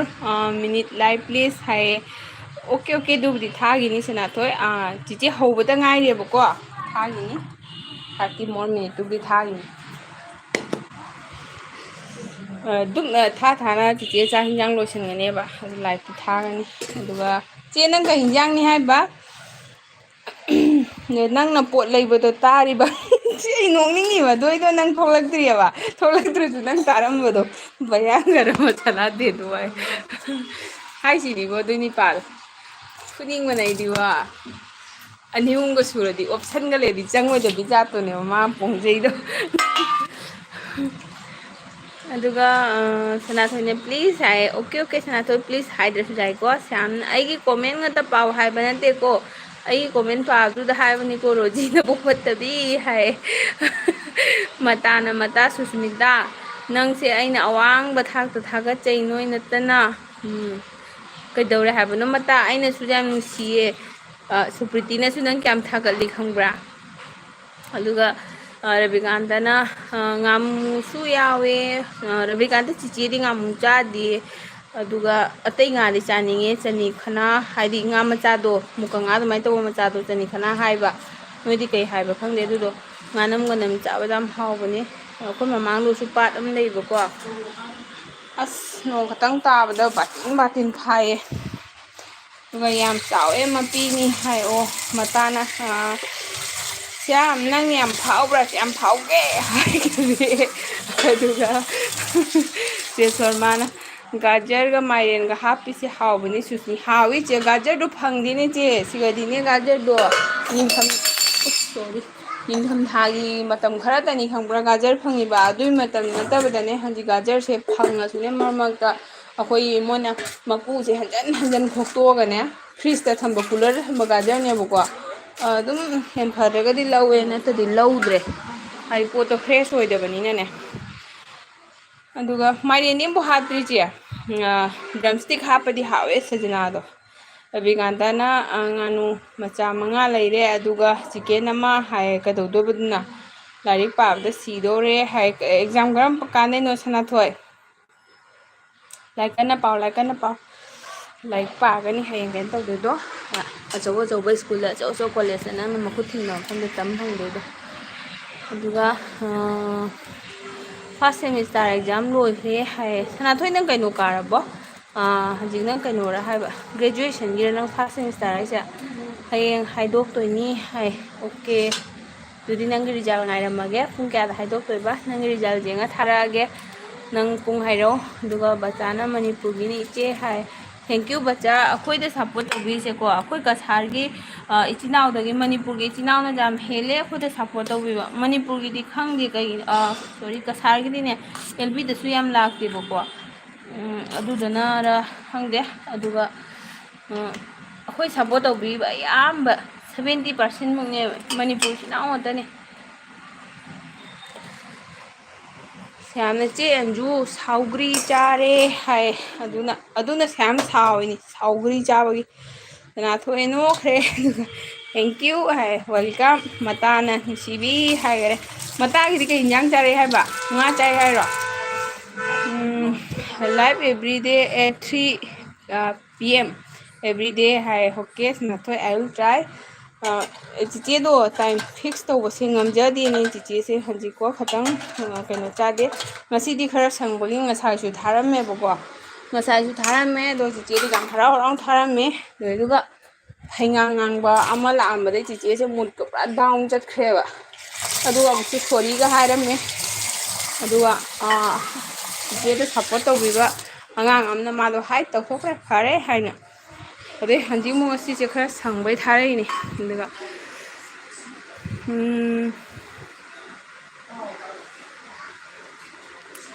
ꯀꯩꯕ ꯅꯪꯗꯤ ꯆꯥꯕꯗꯤ ꯌꯦꯡꯍꯜꯂꯤꯅꯦ ꯏꯆꯦ ꯍꯥꯏ ꯑꯗꯨꯒ please AM high 3 AM 3 AM ꯀꯃꯥꯏꯅ ꯑꯣꯏꯁꯤ 3 AMꯗꯤ ꯑꯍꯤꯡꯅꯤꯌꯦ ꯔꯕꯤꯀꯥꯟꯇ ꯍꯥꯎꯕꯅꯤ ꯉꯥꯅꯝ ꯍꯥꯏ ꯍꯣꯏ ꯉꯥꯅꯝꯗꯣꯀꯣ ꯑꯩꯗꯤ ꯕꯦꯁꯣꯟ ꯈꯛꯇꯪ ꯍꯥꯞꯄꯒ ꯉꯥ ꯃꯌꯥꯝ ꯇꯧꯔꯒ ꯇꯧꯕꯗꯣ ꯑꯗꯨꯒ ꯆꯦ ꯁꯨꯁꯤꯅ ꯁꯣꯏꯕꯅꯤ ꯅꯪꯅ ꯁꯥꯎꯔꯤꯗꯣ ꯍꯣꯏ ꯁꯥꯎꯅꯅꯨ ꯃꯇꯥꯅ ꯐꯥꯒꯤ ꯇꯧꯏꯅꯤ ꯁ꯭ꯌꯥꯝ ꯃꯁꯤꯅ ꯀꯣꯆꯤ ꯀꯣꯠꯂꯤꯁꯤ ꯌꯦꯡꯉꯣ ꯃꯇꯥ ꯑꯗꯨꯗꯤ ꯉꯁꯥꯡ ꯀꯧꯕꯅꯤ ꯍꯧꯖꯤꯛꯁꯨ ꯊꯣꯡꯉꯤ ꯉꯁꯥꯡꯗꯨꯅ ꯑꯃꯅꯤ ꯉꯁꯥꯡꯗꯨꯅ ꯕꯣꯔꯥꯛꯇ ꯂꯩꯕ ꯑꯩꯈꯣꯏꯗꯤ ꯑꯗꯨꯒꯤꯗꯣ ꯑꯩꯈꯣꯏꯒꯤ ꯀꯩꯅꯣ ꯀꯧꯏꯕꯀꯣ ꯃꯨꯀ ꯉꯥ ꯑꯗꯨꯃꯥꯏꯅ ꯇꯧꯕ ꯃꯨꯀ ꯉꯥꯗꯤ ꯅꯠꯇꯕ ꯃꯆꯥ ꯃꯆꯥꯗ ꯆꯅꯤ ꯈꯅꯥ ꯀꯧꯔꯦꯕ ꯉꯁꯥꯡꯗꯨꯅ ꯕꯣꯔꯥꯛꯇ ꯐꯥꯕ ꯃꯅꯝꯒ ꯉꯣꯔꯣꯡ ꯉꯣꯔꯣꯡ ꯉꯧꯕ ꯀꯩꯅꯣ ꯑꯩꯈꯣꯏꯒꯤ ꯃꯕꯨꯛꯇꯒ ꯑꯃꯣꯠꯄ ꯌꯥꯝ ꯌꯥꯎꯗꯕꯗꯨꯅꯦꯕ ꯍꯥꯎꯋꯤꯅꯦ ꯑꯗꯨꯁꯨ ꯑꯗꯨꯒ ꯅꯥꯏꯠꯕꯣꯟꯅ ꯃꯣꯅꯣꯁꯦ ꯍꯌꯦꯡ ꯍꯦꯛꯇ ꯑꯣꯏꯗꯧ ꯃꯥꯜꯂꯤ ꯂꯥꯏ ꯈꯨꯇꯥꯁꯤ ꯆꯦꯠꯇ ꯀꯝꯗꯧ ꯌꯥꯏꯌꯧꯒꯦ ꯊꯦꯡꯀ꯭ꯌꯨ ꯅꯥꯏꯕꯣꯟ ꯃꯤꯒꯤ ꯍꯪꯉꯨꯕ ꯄꯨꯝꯅꯃꯛ 2K ꯌꯧꯔꯦ 3K ꯌꯧꯔꯦ ꯑꯩꯁꯨ ꯇꯥꯟꯅ ꯐꯪꯉꯔꯣꯏ ꯆꯦꯜꯂꯛꯏꯅꯤ ꯊꯦꯡꯀ꯭ꯌꯨ ꯀꯩ ꯏꯟꯖꯥꯡ ꯆꯥꯕꯤꯔꯛꯀꯦ ꯅꯥꯏꯕꯣꯠꯁꯦ ꯃꯣꯅꯣꯕꯨ ꯑꯣꯏꯔꯗꯤ ꯃꯤꯁꯦ ꯊꯤ ꯐꯪꯗꯕꯅꯦ ꯑꯗꯨꯝꯗꯤ ꯍꯥꯏꯒꯦ ꯑꯩꯗꯤ ꯐꯪꯉꯅꯤꯗ ꯁꯅꯥ ꯌꯥꯝ ꯇꯞꯄꯦ ꯂꯣꯗꯤꯡ ꯇꯧꯕꯗ ꯌꯣꯔ ꯀꯣꯃꯦꯟ ꯍꯥꯏ ꯑꯣꯀꯦ ꯁꯅꯥꯊꯣꯏꯅ 5 ꯍꯥꯏ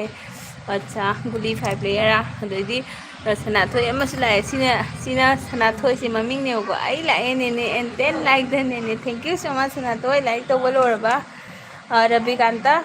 ꯑꯁꯤꯒꯤ ꯁꯅꯥꯊꯣꯏꯁꯤꯅ ꯑꯃꯨꯛ ꯃꯥꯒꯤ ꯃꯃꯤꯡꯁꯤꯁꯨ ꯁꯅꯥꯊꯣꯏ ꯀꯧꯋꯦꯕꯀꯣ ꯑꯗꯣ ꯃꯥꯛꯇꯤ ꯀ꯭ꯂꯥꯁ ꯌꯥꯝ ꯄꯤꯛꯏꯗ 6ꯂ 7ꯂ ꯑꯗꯨꯇꯅꯤ ꯃꯥꯛꯁꯨ ꯌꯥꯝ ꯐꯩꯌꯦ ꯑꯗꯨꯒ ꯁꯅꯥꯊꯣꯏꯅ ꯑꯩꯅ ꯃꯥꯛ ꯂꯥꯛꯄꯗ ꯅꯪ ꯂꯥꯏꯅ ꯍꯟꯖꯤꯟ ꯍꯟꯖꯤꯟ ꯑꯗꯨꯝ ꯍꯪꯉꯤꯕ ꯑꯗꯣ ꯃꯥꯅ ꯁꯥꯎꯔꯤꯕ ꯅꯠꯇꯦ ꯍꯥꯏꯅ ꯅꯦꯅꯦ ꯆꯥꯛ ꯆꯥꯔꯕꯣ ꯆꯥꯛ ꯆꯥꯗ꯭ꯔꯤ ꯁꯅꯥꯊꯣꯏ ꯆꯥꯛ ꯂꯣꯏꯔꯦ ꯑꯗꯣ ꯆꯥꯛ ꯄꯤꯖꯒꯗꯕ ꯃꯤ ꯄꯤꯖꯈ꯭ꯔꯅꯤ ꯅꯦꯅꯦꯗꯣ ꯆꯥꯈꯤꯔꯣꯏ ꯔꯕꯤꯀꯥꯟꯇꯅ ꯀ꯭ꯂꯥꯁ 5ꯅꯤ ꯍꯥꯏꯕꯅꯤ ꯑꯩꯗꯤ ꯀꯨꯏꯔꯦ ꯍꯥꯏꯕ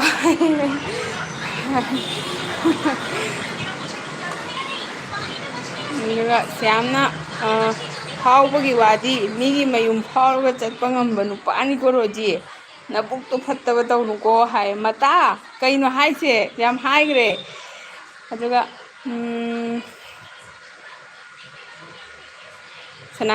ꯀꯩꯅꯣꯅ ꯔꯕꯤꯀꯥꯟꯇꯅ ꯑꯥꯏ ꯑꯦꯝ ꯗ ꯀꯤꯠ ꯔꯕꯤꯀꯥꯟꯇ ꯑꯣꯟꯂꯤ 11 years ꯍꯥꯏ ꯑꯗꯨꯒ ꯁꯅꯥꯊꯣꯏꯅ ꯃꯌꯥꯝ ꯋꯦꯜꯀꯝ ꯇꯧꯖꯔꯤ ꯍꯥꯏꯔꯒ ꯈꯨꯔꯝꯃꯛꯑꯦ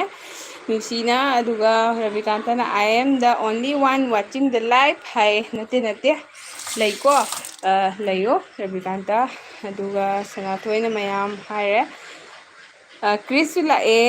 ꯀ꯭ꯔꯤꯁ ꯆꯥꯛ ꯆꯥꯔꯛꯑꯕꯣ ꯃꯌꯥꯝ ꯑꯩꯒꯤ ꯈ꯭ꯋꯥꯡꯁꯤ ꯑꯃꯨꯛꯃꯨꯛ ꯊꯦꯛꯅꯤꯡꯉꯛꯑꯦ ꯍꯥꯏ ꯊꯦꯛꯑꯣꯗꯅ ꯑꯗꯨꯒ ꯔꯕꯤꯀꯥꯟꯇ ꯅꯣꯛꯈ꯭ꯔꯦ ꯁꯅꯥꯊꯣꯏꯅ ꯍꯥꯏ ꯕ꯭ꯔꯣ ꯁꯅꯥꯊꯣꯏ ꯒꯨꯗ ꯏꯚꯤꯅꯤꯡ ꯍꯥꯏ ꯃꯥ ꯃꯃꯤꯡ ꯔꯕꯤꯀꯥꯟꯇ ꯀꯧꯕꯅꯤ ꯁꯅꯥꯊꯣꯏ ꯃꯥ ꯔꯕꯤꯀꯥꯟꯇ ꯀꯧꯏ ꯍꯥꯏ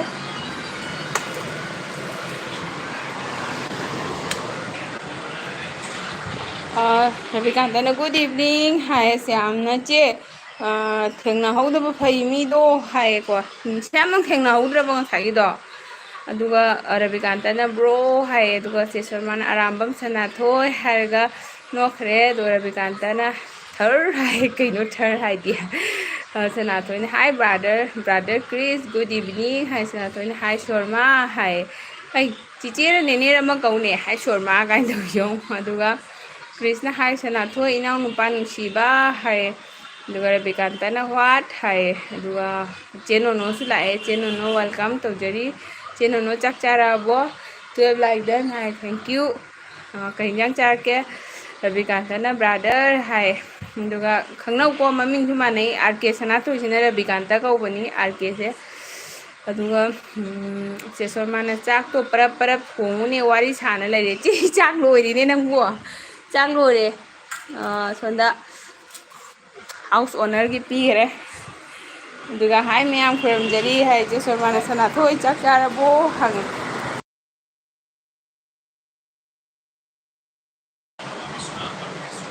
ꯃꯥꯁꯅꯥ ꯇꯥꯕ꯭ꯔꯥ ꯔꯥꯍꯨꯜ ꯍꯣꯏꯗꯒꯤ ꯕꯔꯞ ꯑꯝꯇ ꯂꯧꯔꯣ ꯀ꯭ꯔꯤꯁꯅ ꯅꯨꯡꯗꯥꯡꯁꯤꯗ ꯀꯩꯅꯣꯝ ꯄꯥꯏꯔꯛꯏꯅꯦ ꯍꯥꯏ ꯀ꯭ꯔꯤꯁ ꯀꯩ ꯄꯥꯏꯔꯛꯑꯦ ꯅꯪꯁꯨ ꯄꯪꯍꯥꯏ ꯍꯥꯏꯖꯟꯒꯅꯨ ꯅꯍꯥꯟꯃꯨꯛꯀꯤ ꯁꯅꯥꯊꯣꯏꯅ ꯂꯣꯏꯔꯦ ꯅꯦꯅꯦ ꯂꯥꯏꯔꯤꯛ ꯄꯥꯕ ꯍꯥꯏ ꯚꯦꯔꯤ ꯒꯨꯗ ꯁꯔꯃꯥꯅ ꯃꯣꯅꯣ ꯑꯣꯏꯔꯒ ꯁꯣꯅꯣ ꯁꯨꯅꯔꯤꯕ ꯁꯨꯁꯃꯤ ꯈꯔ ꯑꯃꯗꯤ ꯃꯣꯅꯣ ꯑꯣꯏꯔꯁꯨ ꯊꯥꯏ ꯈꯔ ꯑꯃꯅ ꯃꯣꯅꯣ ꯑꯣꯏꯔꯦ ꯑꯩꯅ ꯄꯇꯥꯒ ꯐꯪꯗ꯭ꯔꯦ ꯆꯦꯔꯣꯕꯤꯇꯥ ꯄꯇꯥ ꯐꯪꯕ꯭ꯔꯣ ꯆꯦꯔꯣꯕꯤꯇꯥꯒꯤ ꯍꯟꯖꯤꯟ ꯀꯗꯤ ꯅꯝꯕꯔ ꯀꯣꯟꯊꯣꯛꯈ꯭ꯔꯦ ꯑꯗꯨꯒ ꯀꯩ ꯍꯥꯏꯔꯝꯃꯤ ꯑꯃꯔ ꯆꯦꯔꯣꯕꯣꯅ ꯍꯥꯏ ꯁꯨꯁꯃꯤ ꯅꯪꯕꯨꯅꯦ ꯄꯨꯡ 3 ꯈꯨꯗꯤꯡꯒꯤ ꯊꯥꯎꯅ ꯆꯦ ꯐꯨꯜ ꯁꯥꯄꯣꯔꯠ ꯇꯧꯗꯣꯏꯅꯦ ꯑꯩ ꯐꯨꯜꯒ ꯍꯥꯞꯄ ꯂꯩꯇꯦ ꯂꯣꯏꯔꯦ ꯑꯗꯨꯒ ꯁꯨꯁꯃꯤꯇꯥ ꯀꯦꯟꯁꯤ ꯍꯥꯏ ꯆꯦ ꯑꯩ ꯁꯥꯝꯕꯔ ꯊꯣꯡꯉꯦ ꯆꯤꯆꯦ ꯀꯩ ꯏꯟꯖꯥꯡ ꯆꯥꯔꯛꯀꯦ ꯁꯅꯥꯊꯣꯏꯅ ꯌꯦꯁ ꯑꯥꯏ ꯑꯦꯝ ꯃꯤꯇꯤꯡ ꯗꯤꯅꯔ ꯁꯔꯃꯥ ꯍꯥꯏ ꯑꯗꯨꯒ ꯁꯔꯃꯥꯅ ꯁꯅꯥꯊꯣꯏ ꯑꯩꯉꯣꯟꯗꯁꯨ ꯅꯦꯅꯦ ꯀꯧꯔꯣ ꯍꯥꯏ ꯍꯣꯏ ꯅꯥꯏꯕꯣꯅ ꯏꯆꯦ ꯁꯔꯃꯥ ꯍꯣꯁ ꯊꯕꯛ ꯐꯩꯀꯣ ꯑꯉꯥꯡ ꯃꯣꯕꯥꯏꯜ ꯌꯦꯡꯍꯜꯂꯒ ꯊꯝꯂꯒ ꯏꯟꯁꯥꯡꯒ ꯀꯂꯔ ꯑꯃ ꯇꯧꯔꯦ ꯍꯥꯏꯁꯤꯅꯤ ꯊꯕꯛ ꯈꯨꯐꯗꯣ ꯍꯥꯏ ꯕꯤꯁꯇꯨ ꯀꯩꯗꯧꯔꯦ ꯀꯔꯤ ꯀꯩ ꯂꯧ ꯂꯥꯛꯏꯕ ꯑꯌꯥ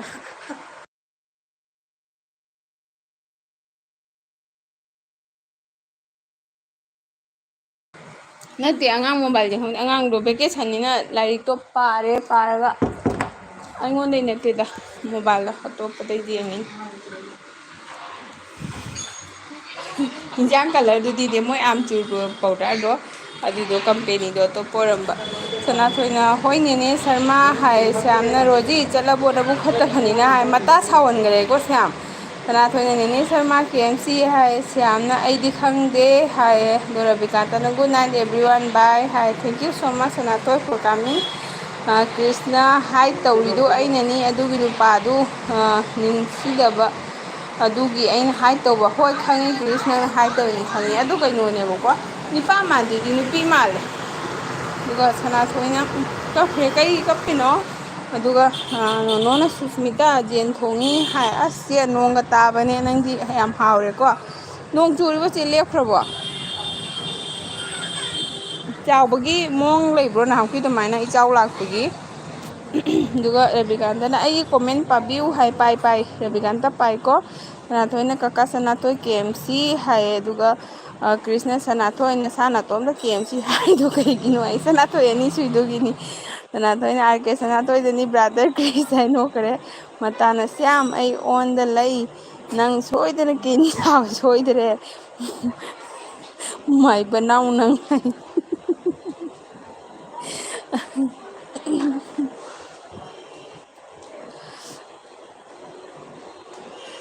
ꯑꯗꯨꯒ ꯔꯕꯤꯀꯥꯟꯇꯅ ꯀꯩꯀꯩꯅꯣ ꯃꯌꯥꯝ ꯏꯔꯦ ꯑꯁꯤꯗꯤ ꯈꯪꯗ꯭ꯔꯦ ꯑꯩ ꯀꯔꯤ ꯍꯥꯏꯕ ꯑꯗꯣ ꯀ꯭ꯔꯤꯁꯅ ꯑꯣ ꯑꯣ ꯍꯥꯏꯔꯦꯅ ꯁ꯭ꯌꯥꯝꯅ ꯔꯣꯖꯤ ꯃꯌꯨꯝꯗ ꯂꯥꯛꯆꯅꯤꯀꯣ ꯑꯦꯠꯒꯦ ꯀꯌꯥꯅꯣ ꯁꯤꯅ ꯁꯅꯥꯊꯣꯏꯅ ꯁꯤ ꯄꯥꯎꯑꯣ ꯍꯥꯏ ꯀꯃꯥꯏꯅ ꯄꯥꯎ ꯍꯥꯏꯅꯣ ꯔꯕꯤꯀꯥꯟꯇ ꯁꯨꯛ ꯌꯥꯝꯃꯦ ꯄꯥ ꯉꯝꯃꯔꯣꯏ ꯑꯗꯨꯒ ꯀ꯭ꯔꯤꯁꯅ ꯗꯣꯝꯆꯥ ꯀꯣꯟ ꯐꯦꯡꯉꯤꯔꯣ ꯍꯥꯏ ꯀꯣꯟ ꯐꯦꯡꯗꯦꯗ ꯀ꯭ꯔꯤꯁ ꯆꯥꯛ ꯆꯥꯗ꯭ꯔꯤ ꯀꯣꯟꯒ ꯐꯦꯡꯗ꯭ꯔꯤꯗ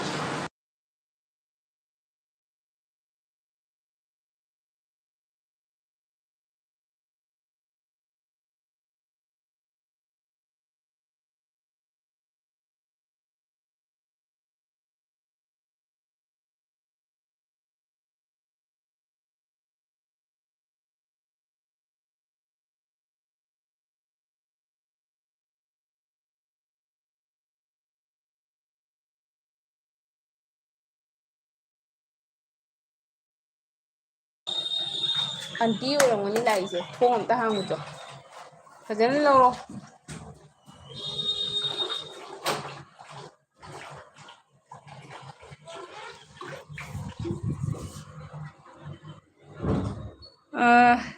ꯂꯥꯛꯑꯣ ꯀꯤꯕꯤꯗꯦ ꯁ꯭ꯌꯥꯝ ꯀꯣꯛꯑꯦꯠ ꯆꯥꯎ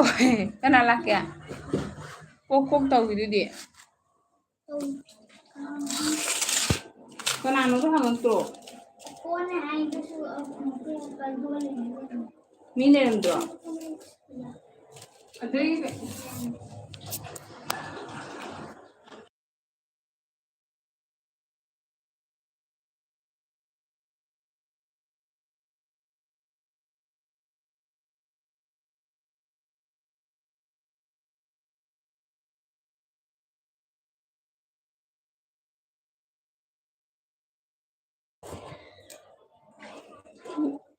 ꯁꯅꯥꯊꯣꯏꯅ ꯕ꯭ꯔꯥꯗꯔ ꯀ꯭ꯔꯤꯁ ꯚꯤꯗꯤꯑꯣ ꯈꯔ ꯍꯥꯞꯆꯜꯂꯣ ꯍꯥꯏ ꯑꯗꯨꯒ ꯅꯥꯏꯕꯣꯟ ꯏꯟꯖꯥꯡ ꯃꯆꯨ ꯐꯖꯍꯜꯂꯣ ꯁꯥꯝꯕꯔ ꯃꯆꯨ ꯑꯉꯥꯡꯅꯤ ꯀꯩꯅꯣ ꯃꯥꯡꯖꯅꯤꯀꯣ ꯍꯥꯏ ꯍꯣꯏ ꯑꯉꯥꯡ ꯑꯗꯨꯕꯨꯗꯤ ꯀꯩꯅꯣ ꯇꯧꯋꯤ ꯌꯦꯡꯉꯤ ꯑꯗꯨꯝ ꯌꯦꯡꯉꯤ ꯃꯥꯡꯗꯅꯕ ꯍꯣꯠꯅꯔꯤ ꯚꯦꯀꯦꯁꯟ ꯄꯤꯔꯤ ꯍꯥꯏꯅ ꯈꯔ ꯈꯔꯁꯨ ꯑꯗꯨꯝ ꯀꯩꯅꯣ ꯇꯧꯔꯤ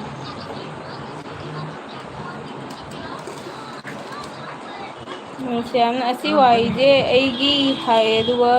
ꯔꯕꯤꯀꯥꯟꯇꯅ ꯗ ꯋꯥꯆꯤꯡ ꯃꯦꯟ ꯑꯦꯟ ꯆꯥꯏꯜ ꯏꯁ ꯒꯦ ꯑꯦꯛꯁꯦꯞ ꯐꯣꯔ ꯃꯤ ꯍꯥꯏ ꯑꯗꯨꯒ ꯀ꯭ꯔꯤꯁꯅ ꯚꯤꯗꯤꯑꯣꯒ ꯍꯥꯞꯅꯤꯡꯗ꯭ꯔꯦ ꯕꯤꯠ ꯂꯩꯇ꯭ꯔꯦ ꯍꯥꯏ ꯔꯕꯤꯀꯥꯟꯇꯅ ꯃꯈꯣꯟ ꯇꯥꯗ꯭ꯔꯦ ꯍꯥꯏ ꯇꯥꯔꯕ ꯈꯪꯗꯤ ꯉꯥꯊꯣꯏ ꯀꯛꯈ꯭ꯔꯦ ꯃꯈꯣꯟ ꯇꯥꯗ꯭ꯔꯦ ꯇꯥꯔꯝꯃꯅꯤ ꯃꯇꯥ ꯇꯥꯕ꯭ꯔꯣ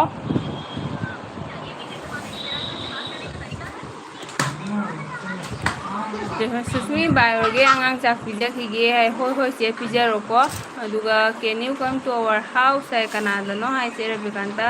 ꯄ꯭ꯂꯤꯖ ꯍꯥꯏ ꯃꯇꯥꯅ ꯃꯇꯥ ꯃꯔꯣꯜ ꯂꯣꯟꯗ꯭ꯔꯦ ꯍꯥꯏ ꯂꯣꯜꯂꯕ ꯍꯟꯖꯤꯌꯥ ꯑꯗꯨꯒ ꯁꯅꯥꯊꯣꯏ ꯀꯧꯈꯔꯦ ꯁꯤꯁꯨ ꯃꯥꯅ ꯕꯥꯏ ꯒꯨꯗ ꯅꯥꯏꯠ ꯃꯌꯥꯝ ꯍꯥꯏ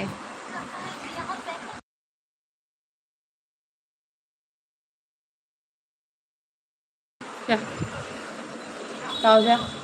ꯁꯤꯒ ꯂꯥꯎ ꯁꯤꯒ ꯂꯥꯛꯑꯣ ꯔꯕꯤꯀꯥꯟꯇꯗ ꯄ꯭ꯂꯤꯖ ꯍꯥꯏ ꯑꯗꯨꯒ ꯇꯥꯔꯦ ꯇꯥꯔꯦ ꯇꯥꯔꯦ ꯍꯥꯏꯔꯒꯅ ꯁꯥꯏꯀ꯭ꯂꯣꯟ ꯔꯤꯃꯦꯜ ꯃꯇꯝ ꯋꯥꯠꯂꯤꯀꯣ ꯑꯆꯝꯕ ꯌꯥꯝ ꯆꯥꯎ ꯅꯠꯇ꯭ꯔꯗꯤ ꯀꯥꯡꯕꯨ ꯐꯔꯛ ꯇꯥꯅꯤꯀꯣ ꯍꯥꯏ ꯔꯕꯤꯀꯥꯟꯇꯅ ꯇꯥꯔꯦ ꯃꯇꯥꯅ ꯃꯇꯥ ꯂꯣꯜꯂꯦ ꯂꯣꯜꯂꯦ ꯍꯥꯏ ꯑꯗꯨꯒ ꯔꯕꯤꯀꯥꯟꯇꯅ ꯃꯈꯣꯟ ꯌꯥꯗ꯭ꯔꯦ ꯐꯣꯟ ꯑꯅꯧꯕ ꯑꯃ ꯁꯤꯜꯂꯣ ꯄ꯭ꯂꯤꯖ ꯍꯥꯏ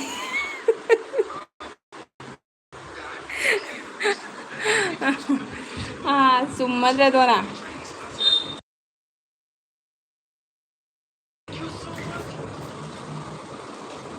ꯁ꯭ꯌꯥꯝꯅ ꯅꯌꯨꯝꯗꯣ ꯌꯥꯝ ꯂꯥꯞꯇꯦꯀꯣ ꯑꯩꯈꯣꯏꯒ ꯍꯥꯏ ꯑꯗꯨꯒ ꯃꯇꯥꯅ ꯃꯇꯥ ꯀꯩꯅꯣ ꯍꯥꯏꯔꯛꯏꯁꯦ ꯁ꯭ꯌꯥꯝꯅ ꯀꯩꯀꯩꯅꯣ ꯌꯥꯝ ꯂꯣꯟꯈ꯭ꯔꯦ ꯁ꯭ꯌꯥꯝꯅ ꯌꯨ ꯗꯤ ꯅꯣꯠ ꯔꯤड ꯃꯥꯏ ꯀꯣꯃꯦꯟ ꯄꯥꯏ ꯄꯥꯏ ꯔꯕꯤꯀꯥꯟꯇ ꯄꯥꯏ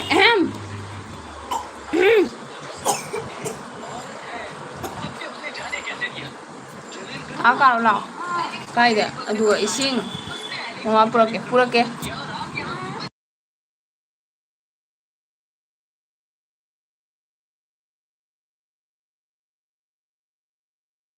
ꯃꯃꯤꯠꯁꯦ ꯍꯧꯖꯤꯛ ꯅꯪꯅ ꯇꯧꯔꯤꯔꯕ ꯃꯆꯥ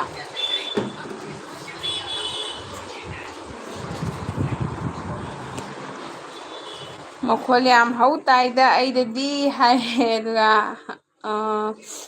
ꯑꯥꯏ said come to my house Rabikanta ꯆꯤꯆꯦꯗꯔꯣ ꯂꯥꯛꯀꯅꯤꯌꯦ ꯅꯣꯡꯃ ꯂꯥꯛꯀꯦ ꯅꯣꯡꯃ ꯉꯝꯃꯀꯥꯟꯗ ꯂꯥꯛꯀꯦꯀꯣ ꯂꯣꯏꯄꯨꯅꯃꯛ ꯇꯛꯈꯔꯤꯁꯅꯨ ꯑꯗꯨꯒ ꯂꯥꯛꯀꯦ ꯅꯥꯏꯠꯕꯣꯟꯅ ꯉꯁꯤ ꯑꯁꯥꯝꯗ ꯑꯥꯔꯠꯀ꯭ꯋꯦꯛ ꯇꯧꯏ ꯍꯥꯏ ꯆꯨꯝꯖꯥꯠꯂꯣ ꯍꯥꯏ ꯑꯁꯥꯝ ꯈꯪꯗꯦ ꯀꯗꯥꯏꯗ ꯐꯪꯉꯤꯖꯥꯠꯅꯣ ꯀꯩꯅꯣꯔꯣꯝꯗ ꯑꯣꯏꯔꯝꯒꯅꯤ ꯀꯁꯥꯔꯔꯣꯝꯗ ꯑꯣꯏꯔꯝꯃꯣꯏ ꯁ꯭ꯋꯥꯏ ꯑꯁꯥꯝ ꯍꯣꯖꯥꯏꯒꯨꯝꯕꯗ ꯑꯣꯏꯔꯝꯒꯅꯤ ꯑꯩꯈꯣꯏ ꯃꯃꯥ ꯁꯟꯗꯥꯗ ꯐꯣꯟ ꯇꯧꯔꯛꯑꯝꯃꯤ ꯀꯔꯤꯝ ꯍꯥꯏꯔꯛꯇꯦ ꯀꯁꯥꯔꯗ ꯑꯣꯏꯔꯝꯃꯔꯣꯏ ꯑꯁꯥꯝꯗ ꯑꯣꯏꯔꯝꯃꯅꯤ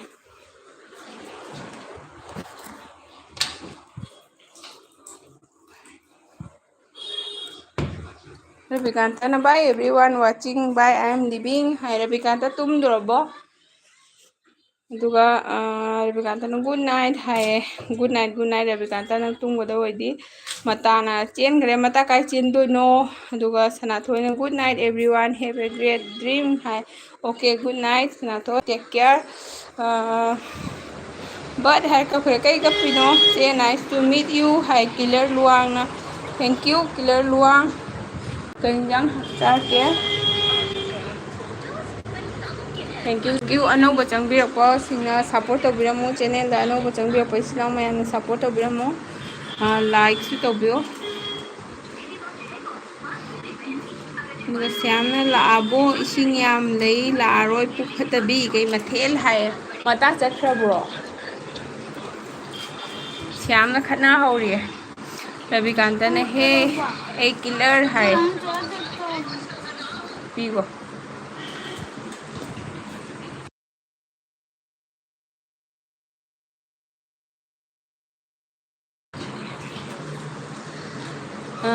ꯌꯨ ꯑꯥꯔ ꯑꯦ ꯀꯤꯂꯔ ꯍꯥꯏ ꯁꯅꯥꯊꯣꯏꯅ brother you are a killer ꯍꯥꯏ ꯅꯥꯏꯕꯣꯅ ꯀꯁꯥꯔꯁꯦ ꯑꯁꯥꯝ ꯅꯠꯇ꯭ꯔꯕꯣ ꯏꯆꯦ ꯍꯣꯏ ꯑꯁꯥꯝꯅꯤ ꯏꯁꯇꯦꯠ ꯑꯁꯥꯝ ꯑꯣꯏꯖꯔꯁꯨꯅꯦ ꯑꯩꯈꯣꯏꯗꯤ ꯑꯁꯥꯝ ꯍꯥꯏꯅ ꯍꯥꯏꯗꯦ ꯀꯁꯥꯔꯗꯗꯤ ꯑꯩꯈꯣꯏ ꯑꯗꯨꯝ ꯀꯁꯥꯔ ꯍꯥꯏꯅ ꯍꯥꯏꯗꯅ ꯑꯗꯣ ꯑꯁꯥꯝ ꯍꯥꯏꯁꯦ ꯑꯩꯈꯣꯏꯅ ꯑꯁꯥꯝ ꯍꯥꯏꯁꯦ ꯍꯣꯖꯥꯏ ꯁꯣꯝꯗ ꯂꯩꯕ ꯑꯗꯨꯅꯦꯕ ꯍꯣꯖꯥꯏ ꯒꯨꯍꯥꯇꯤ ꯇꯤꯟꯁꯨꯀꯤꯌꯥ ꯑꯃ ꯑꯁꯤꯅꯤ ꯑꯁꯥꯝ ꯍꯥꯏꯁꯦ ꯑꯩꯈꯣꯏ ꯁꯣꯝꯗꯗꯤ ꯂꯣꯏꯅ ꯀꯩꯅꯣ ꯀꯁꯥꯔ ꯍꯥꯏꯅ ꯑꯗꯨꯒ ꯀꯤꯂꯔ ꯂꯨꯋꯥꯡꯅ ꯍꯥꯏ ꯋꯦꯜꯀꯝ ꯍꯥꯏꯌꯦ ꯊꯦꯡꯀ꯭ꯌꯨ ꯁꯣ ꯃꯁ ꯀꯤꯂꯔ ꯂꯨꯋꯥꯡ ꯀꯥꯏꯗꯒꯤ ꯑꯣꯏꯕꯤꯔꯕꯅꯣ ꯀ꯭ꯔꯤꯁꯅ ꯗꯣꯝꯆꯥ ꯑꯩꯒꯤ ꯅꯝꯕꯔ ꯄꯤꯔꯛꯎꯔꯥ ꯍꯥꯏ ꯅꯣ ꯀ꯭ꯔꯤꯁ ꯄꯤꯔꯛꯀꯅꯨ ꯑꯗꯨꯝ ꯀꯩꯅꯣ ꯇꯧꯕ ꯅꯨꯡꯉꯥꯏꯇꯦ ꯗꯣꯝꯆꯥ ꯌꯥꯝꯅ ꯀꯩꯅꯣ ꯇꯧꯕ ꯅꯨꯡꯉꯥꯏꯇꯦ ꯑꯗꯨꯝ ꯑꯅꯧꯕꯁꯨ ꯄꯥꯏꯕ ꯑꯣꯏꯕꯅꯤꯅ ꯁꯤꯒ ꯑꯗꯨꯝ ꯋꯥꯔꯤ ꯁꯥꯟꯅꯁꯤ ꯃꯇꯥꯅ ꯃꯥꯏꯕ ꯅꯥꯎ ꯉꯁꯥꯡ ꯊꯣꯡꯉꯤ ꯏꯕꯨꯡꯉꯣ ꯍꯥꯏ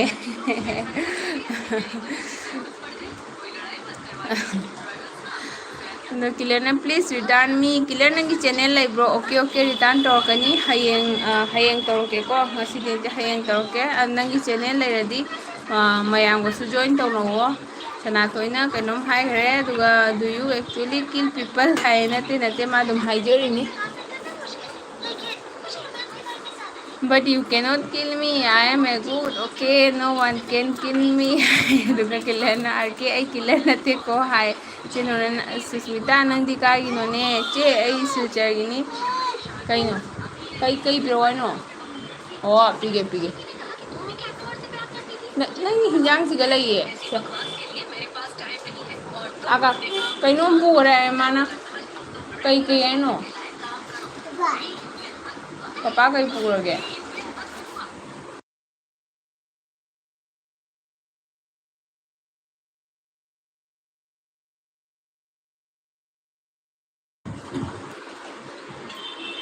ꯁꯨꯁꯃꯤꯇꯥ ꯕ꯭ꯂꯨ ꯄꯤꯔꯛꯎꯅꯦ ꯍꯥꯏ ꯑꯣꯀꯦ ꯄꯤꯔꯛꯀꯦꯀꯣ ꯆꯤꯆꯦ ꯃꯌꯥꯝꯁꯨ ꯖꯣꯏꯟ ꯇꯧꯅꯧ ꯄꯤꯈ꯭ꯔꯕꯅꯤ ꯆꯦ ꯑꯝꯇ ꯇꯥꯏꯞ ꯇꯧꯔꯣꯅꯦ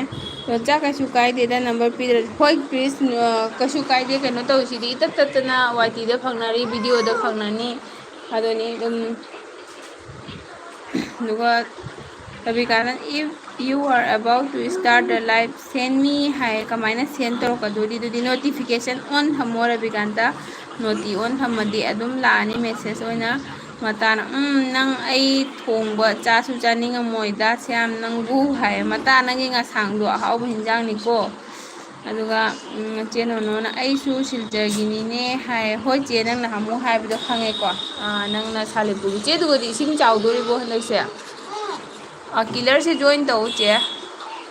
किलर से जॉइन तौबियो नोनो ममा प्लीज सब अमुता तौबिरो हाय किलर नंग कदागिनो कसारगिरा मणिपुरदैरा चे कनो से किलर से जॉइन तौबिरो अदि सिगा लेबसे रोजी लेमा निंगथौजम सिगासु जॉइन तौबिरो क्रिसतसु अदुगा क्रिस दुम नोइसु तवो अमखक न तवदि वानी श्याम सु चैनल पाई चेनोनो श्याम गसु लेनौ अदुगा सनाथोइना एट दिस नंबर हाय सनाथोइना बेल आइकॉन थमुको अदुगा दुम नोटिफिकेशन लाकनी से अइने मोगी कौरनी मरु कोपी नुपीदो कौर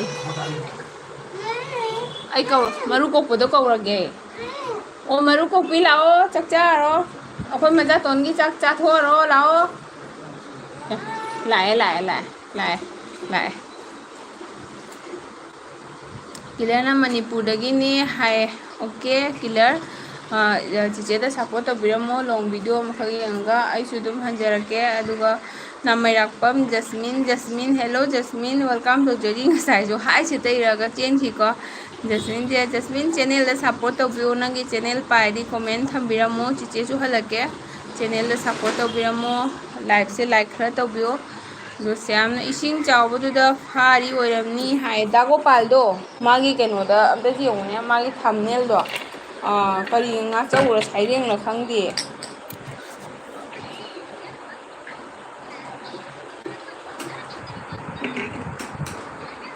कइनोदा चावबदो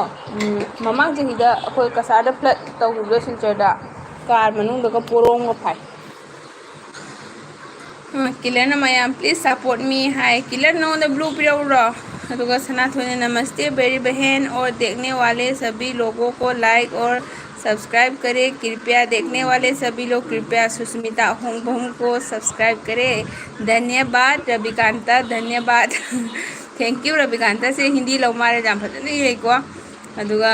मजा जेंतु सिगे दादा जे क्या फजने इरेने जो हिंदी दा अदुगा चेनो न killer sub done and comment done please return हाय चे हंजिक लो नु रिटर्न दो कनो तो हयेंग लो हयेंग न चारोइद्रो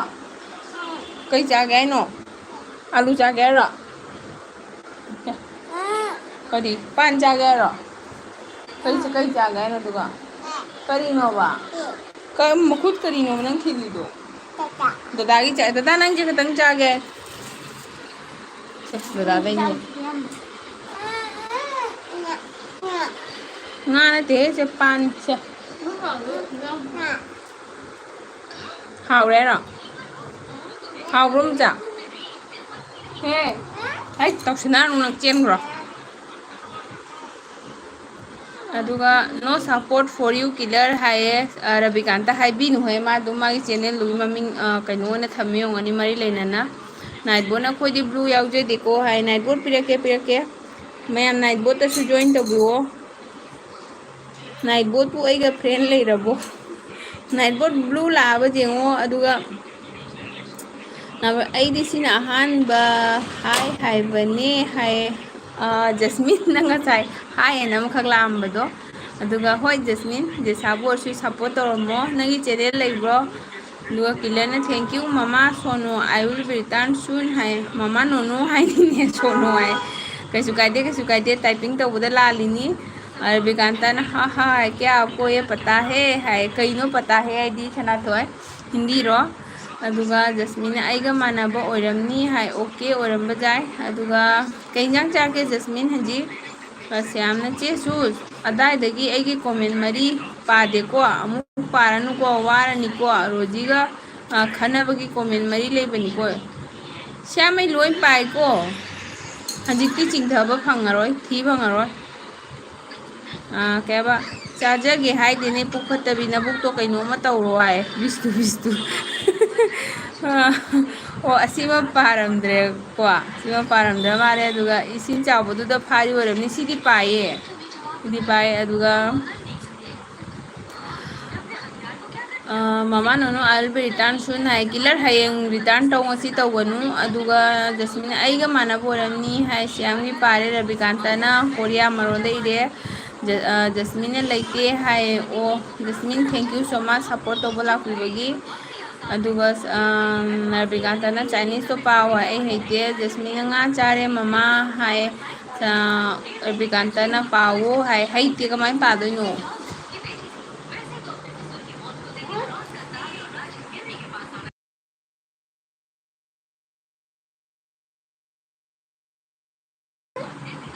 ꯀꯩ ꯆꯥꯒꯦ ꯍꯥꯏꯅꯣ ꯑꯩ ꯅꯪ ꯆꯥꯕ꯭ꯔꯥ ꯆꯥꯗꯦ ꯗꯤꯃꯥꯟ ꯌꯥꯝ ꯇꯧꯏ ꯆꯥꯎꯔꯅꯨ ꯁꯦ ꯄꯨꯄꯨꯗꯣ ꯏꯁꯤꯡ ꯊꯛꯑꯣ ꯅꯪ ꯊꯛꯑꯕꯣ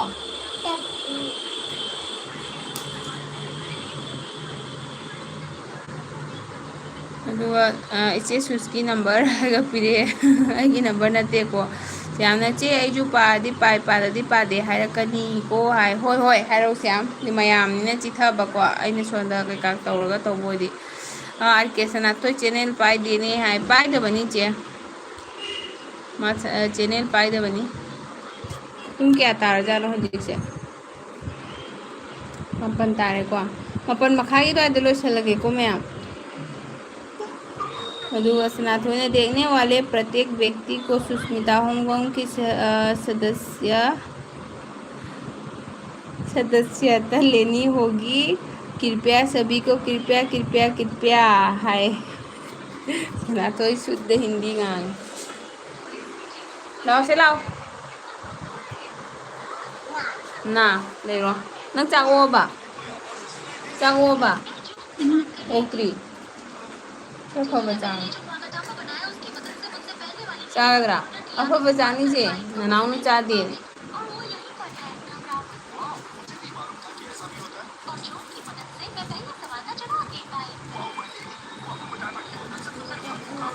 सनाथोइना हायरे दुगा सनाथोइना हईब्रा हिंदी हाय हईये रविकांता हिंदी याम हई बच्चाना इचे दादा करी तौगेने इचन हाय बच्चा खोईगी दादा तो बेंगलोर लइए सनाथोइना अदुगु फेल ओइदो माले हिंदी हाय हिंदी से अखोइना याम लाइनसु लाइसु लाइबनेबको लाइबदो हिंदी से अदुम लुबनी परीक्षादा खंगे मागी मात्रदो अखोइनदी कइनो मानबा कइम यावदबो मानबा दो माखिदी मात्रा अनुसार आकार इकार दुदो माई मात्रादो यामना जावबनेबको जेंकी मात्रा पदेंकी मात्रादो अदुदने हिंदी से जामुन जेंगा पाउपा मतंदा अदुगा सनाथोइना हायस यामना चेनो नो फोन का सा हाइजे अइने करी कौदुनो खरा हाइबिराउ हाय इचे दुम कवो सनाथोइना मैं अपनी परीक्षा में हिंदी में फेल हो जाऊंगा है ऐसे मत बोलो अदुगा करी तौगे ने इचन है बच्चाना सिक्योरिटी गार्ड ओए बच्चा सिक्योरिटी दे लई बच्चा कदौबीगे हजी मैम अई ngasiगी कइनोसे लाइव से पुंग 8 मखाइदा लोसनजगेको ngahakang leige minute 10 mu दुगा करी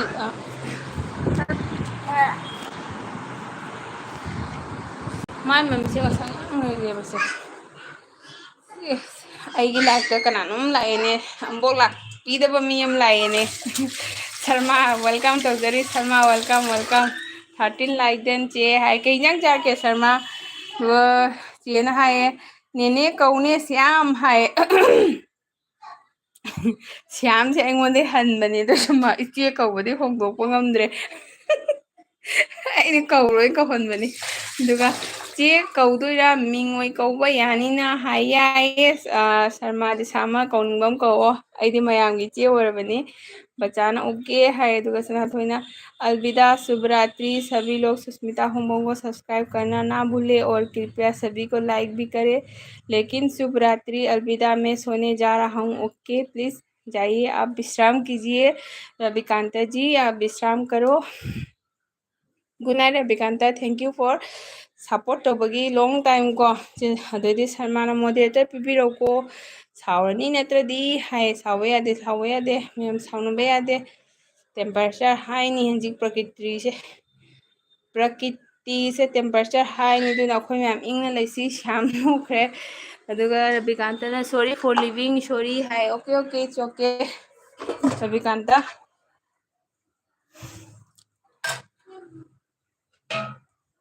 ꯃꯊꯪꯒꯤ ꯂꯥꯏꯐꯇ ꯎꯅꯔꯁꯤ ꯁꯜꯃꯥꯟ ꯑꯩꯈꯣꯏ ꯅꯨꯄꯥꯗꯤ ꯈꯪꯗꯦꯀꯣ ꯍꯥꯏꯌꯦ ꯅꯣꯏ ꯀ꯭ꯂꯥꯁꯃꯦꯠ ꯅꯠꯇ꯭ꯔꯣ ꯁꯨꯁꯃꯤꯇꯥ ꯍꯥꯏ ꯁꯜꯃꯥ ꯀꯅꯥꯅꯣ ꯈꯪꯗ꯭ꯔꯦ ꯅꯪ ꯅꯨꯄꯥ ꯀꯅꯥꯅꯣ ꯃꯃꯤꯡ ꯑꯝꯇ ꯍꯥꯏꯔꯛꯀꯦꯔꯥ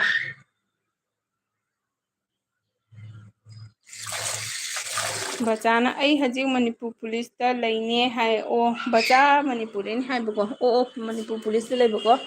ꯑꯣꯀꯦ ꯒꯨꯗ ꯂꯛ ꯐꯖꯅ ꯁꯥꯔꯚꯤꯁ ꯇꯧꯕꯤꯌꯣ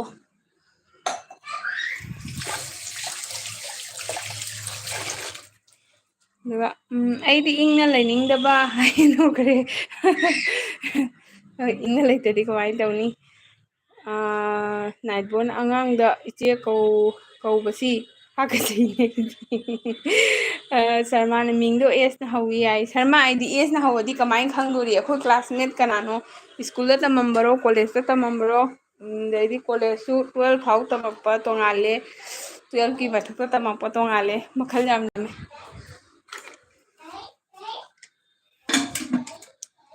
ꯌꯥꯝꯅ ꯆꯦꯟꯅꯣ ꯐ꯭ꯔꯣꯝ ꯊꯦꯡꯀ꯭ꯌꯨ ꯍꯥꯏ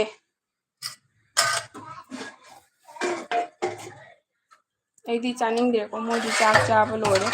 ꯑꯩꯗꯤ ꯆꯥꯛꯀ ꯆꯥꯅꯤꯡꯗ꯭ꯔꯦ ꯑꯗꯨꯝ ꯄꯨꯖꯥꯔꯤꯅꯤꯅ ꯊꯣꯡꯉꯤ ꯃꯣꯏ ꯆꯥꯅꯕ ꯂꯥꯝꯃꯝꯃꯦꯗꯣ ꯂꯥꯝꯗ꯭ꯔꯦ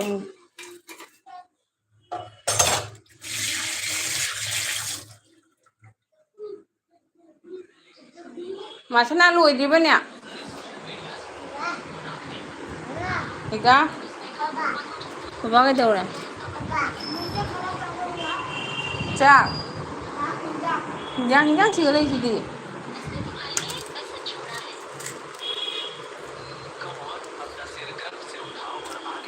ꯄꯨꯡ ꯀꯌꯥ ꯇꯥꯔꯦ ꯈꯪꯕ꯭ꯔꯥ ꯃꯆꯥ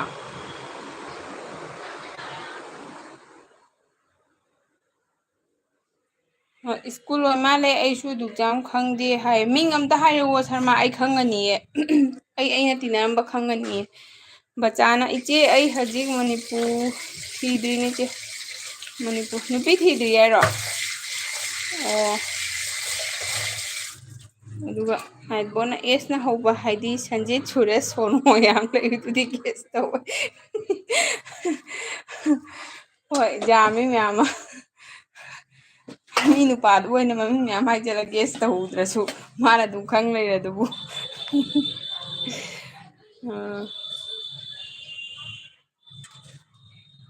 ꯐꯔꯦ ꯐꯔꯦ ꯑꯗꯨꯑꯣꯏꯗꯤ ꯁꯔꯃ ꯑꯩꯈꯣꯏ ꯀ꯭ꯂꯥꯁꯃꯦꯠꯅꯤ ꯍꯥꯏꯔꯕꯅꯤꯅ ꯁꯞꯄꯣꯔꯠ ꯌꯥꯝ ꯇꯧꯅꯁꯤ ꯑꯗꯨꯑꯣꯏꯗꯤ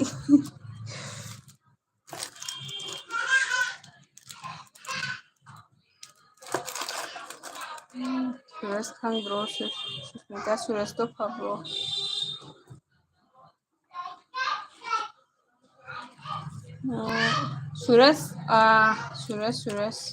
ꯁꯨꯔꯁꯁꯦ ꯀꯤꯔꯟ ꯃꯌꯥꯝꯕꯗꯣ ꯅꯠꯇ꯭ꯔꯅꯦ ꯈꯪꯉꯤ ꯈꯪꯉꯦ ꯃꯥꯗꯤ ꯁ꯭ꯀꯨꯜꯒꯤ ꯐ꯭ꯔꯦꯟꯅꯤ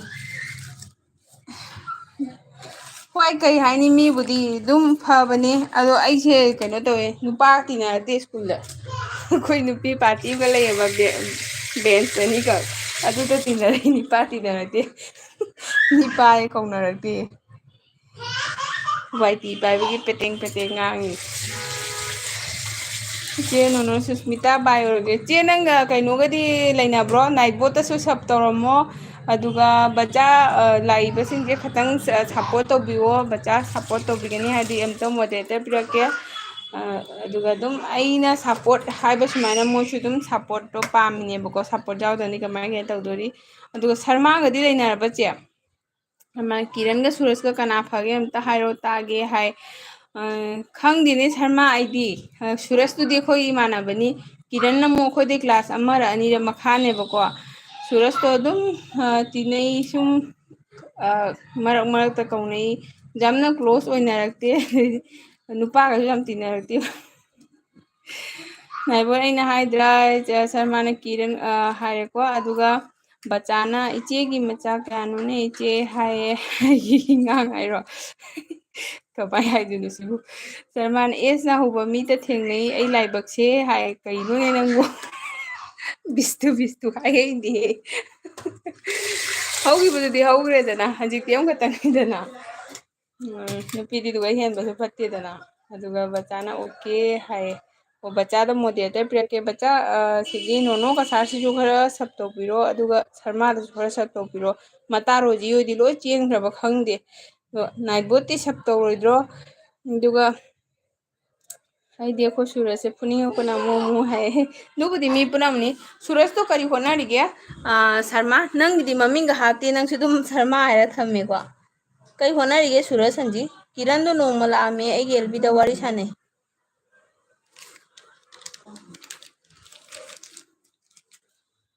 नाबन शर्मा आईडी एस ना होदे को मैं मई की लाइफ 9:30 द लोशन जगे को 9:25 तारे को लोरबना लोरबा तौहैदबनी चक चाबद दुमाइना थौनाबा दो बोतल जाओ दीदी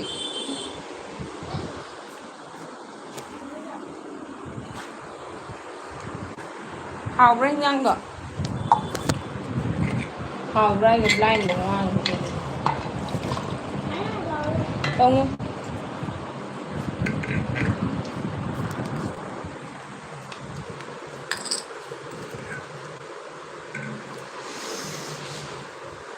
श्याम ना ऐडी कमेंट तारी है अच्छा श्याम कमेंट तारा मिरो शर्मा ना मा गुवाहाटी दा आइना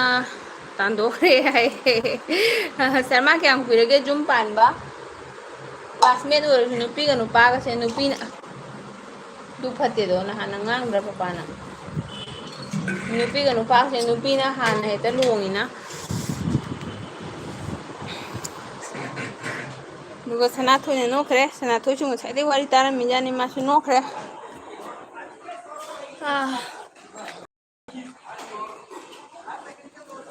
कैमरा आ रहा है साइड में ब्लर चले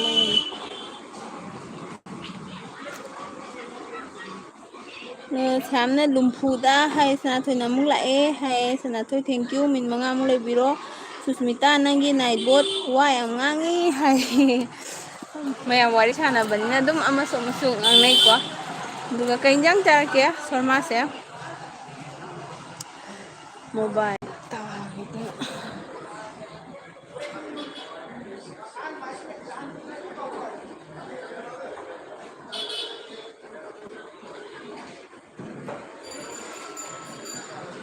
अखोई लाइफ तदी नाइट बोट का लेजदे है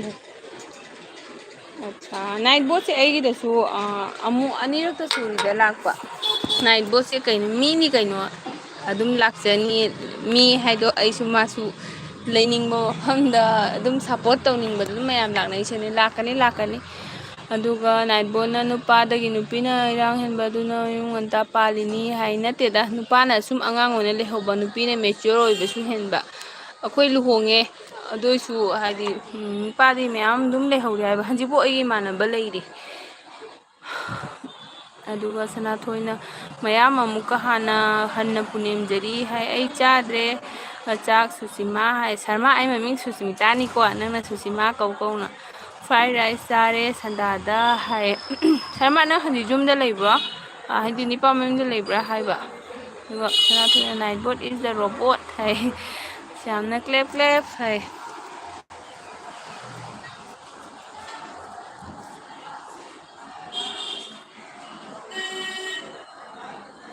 मैं मापन मखाइदी तादोर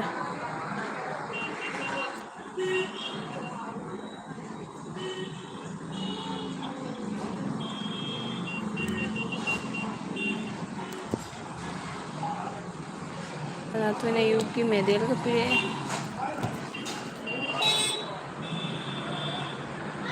हाँ लोरबा दुमाइन तो मुलो चो ताइ नखुतो सेंग ना हमु अनि नोरगा मयाम जोय जोय है श्यामना सनाथोइना गोल्ड मेडल का पिरे यूट्यूब के प्लेट का लोय पिरे अदुगा शर्माना सूरज कॉमन ना याद्रे नंगोंदसु सुसी मु सुषमा मु कौ को ngawre हाय अदुगा नाइबोना शर्मा गिदी बोट याम लई अदुना लाक्तबनी थंबनेल उबदा किजबा हाय खंगदेको शर्मा जुम पानबा क्या कुइरगे ꯅꯪ ꯀꯩꯅꯣꯒꯤꯅꯤ ꯍꯥꯏꯗꯤ ꯁꯅꯥꯍꯜꯗꯨꯗꯤ ꯅꯨꯄꯤ ꯊꯤꯔꯕꯣ? ꯁꯅꯥꯍꯜ ꯍꯥꯏꯅꯁꯨ ꯂꯩꯕꯅꯤꯅꯦ ꯃꯅꯥꯛꯇ ꯑꯃ ꯑꯩꯈꯣꯏꯒꯤ ꯀ꯭ꯂꯥꯁꯃꯦꯠ ꯑꯃ ꯑꯗꯨꯁꯨ ꯌꯥꯝ ꯏꯪ ꯇꯞꯆꯕꯅꯤ ꯇꯞ ꯌꯥꯝ ꯅꯣꯛꯄꯅꯤ ꯍꯥ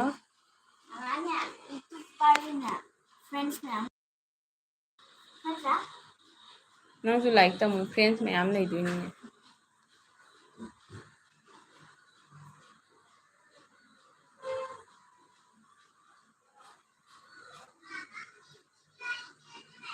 ꯊꯣꯏꯅ ꯅꯣꯛꯈ꯭ꯔꯦ ꯑꯗꯨꯒ ꯅꯨꯡꯁꯥꯕ ꯂꯥꯛꯇ꯭ꯔꯁꯨ ꯀꯥꯏꯗ꯭ꯔꯦ ꯀꯅꯥꯝꯒꯤ ꯁꯞꯄꯣꯔꯠ ꯄꯥꯝꯂꯛꯇ꯭ꯔꯦ ꯆꯤꯟꯒꯤ ꯁꯞꯄꯣꯔꯠꯁꯨ ꯄꯥꯝꯖꯗ꯭ꯔꯦ ꯑꯣꯛꯆꯔꯦ ꯍꯥꯏ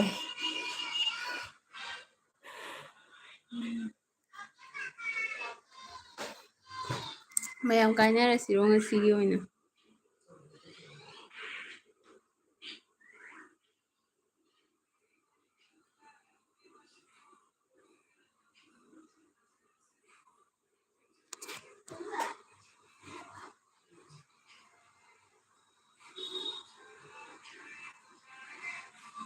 ꯁ꯭ꯌꯥꯝ ꯃꯣꯏ ꯆꯠꯈ꯭ꯔꯕꯣ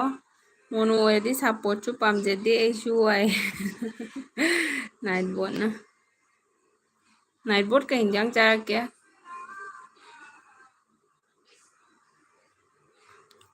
ꯃꯆꯥꯁꯤꯡ ꯑꯝꯇ ꯂꯥꯎ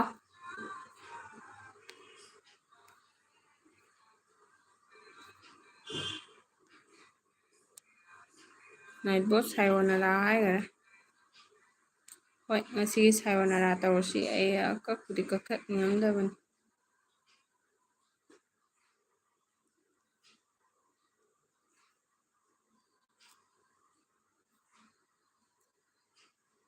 ꯁ꯭ꯌꯥꯝ ꯍꯣꯏ ꯂꯩꯔꯤꯕꯣ ꯁꯅꯥꯊꯣꯏ ꯍꯣꯏ ꯂꯩꯔꯤꯕꯣ ꯑꯝꯇ ꯕꯥꯏ ꯍꯥꯏꯔꯛꯑꯣ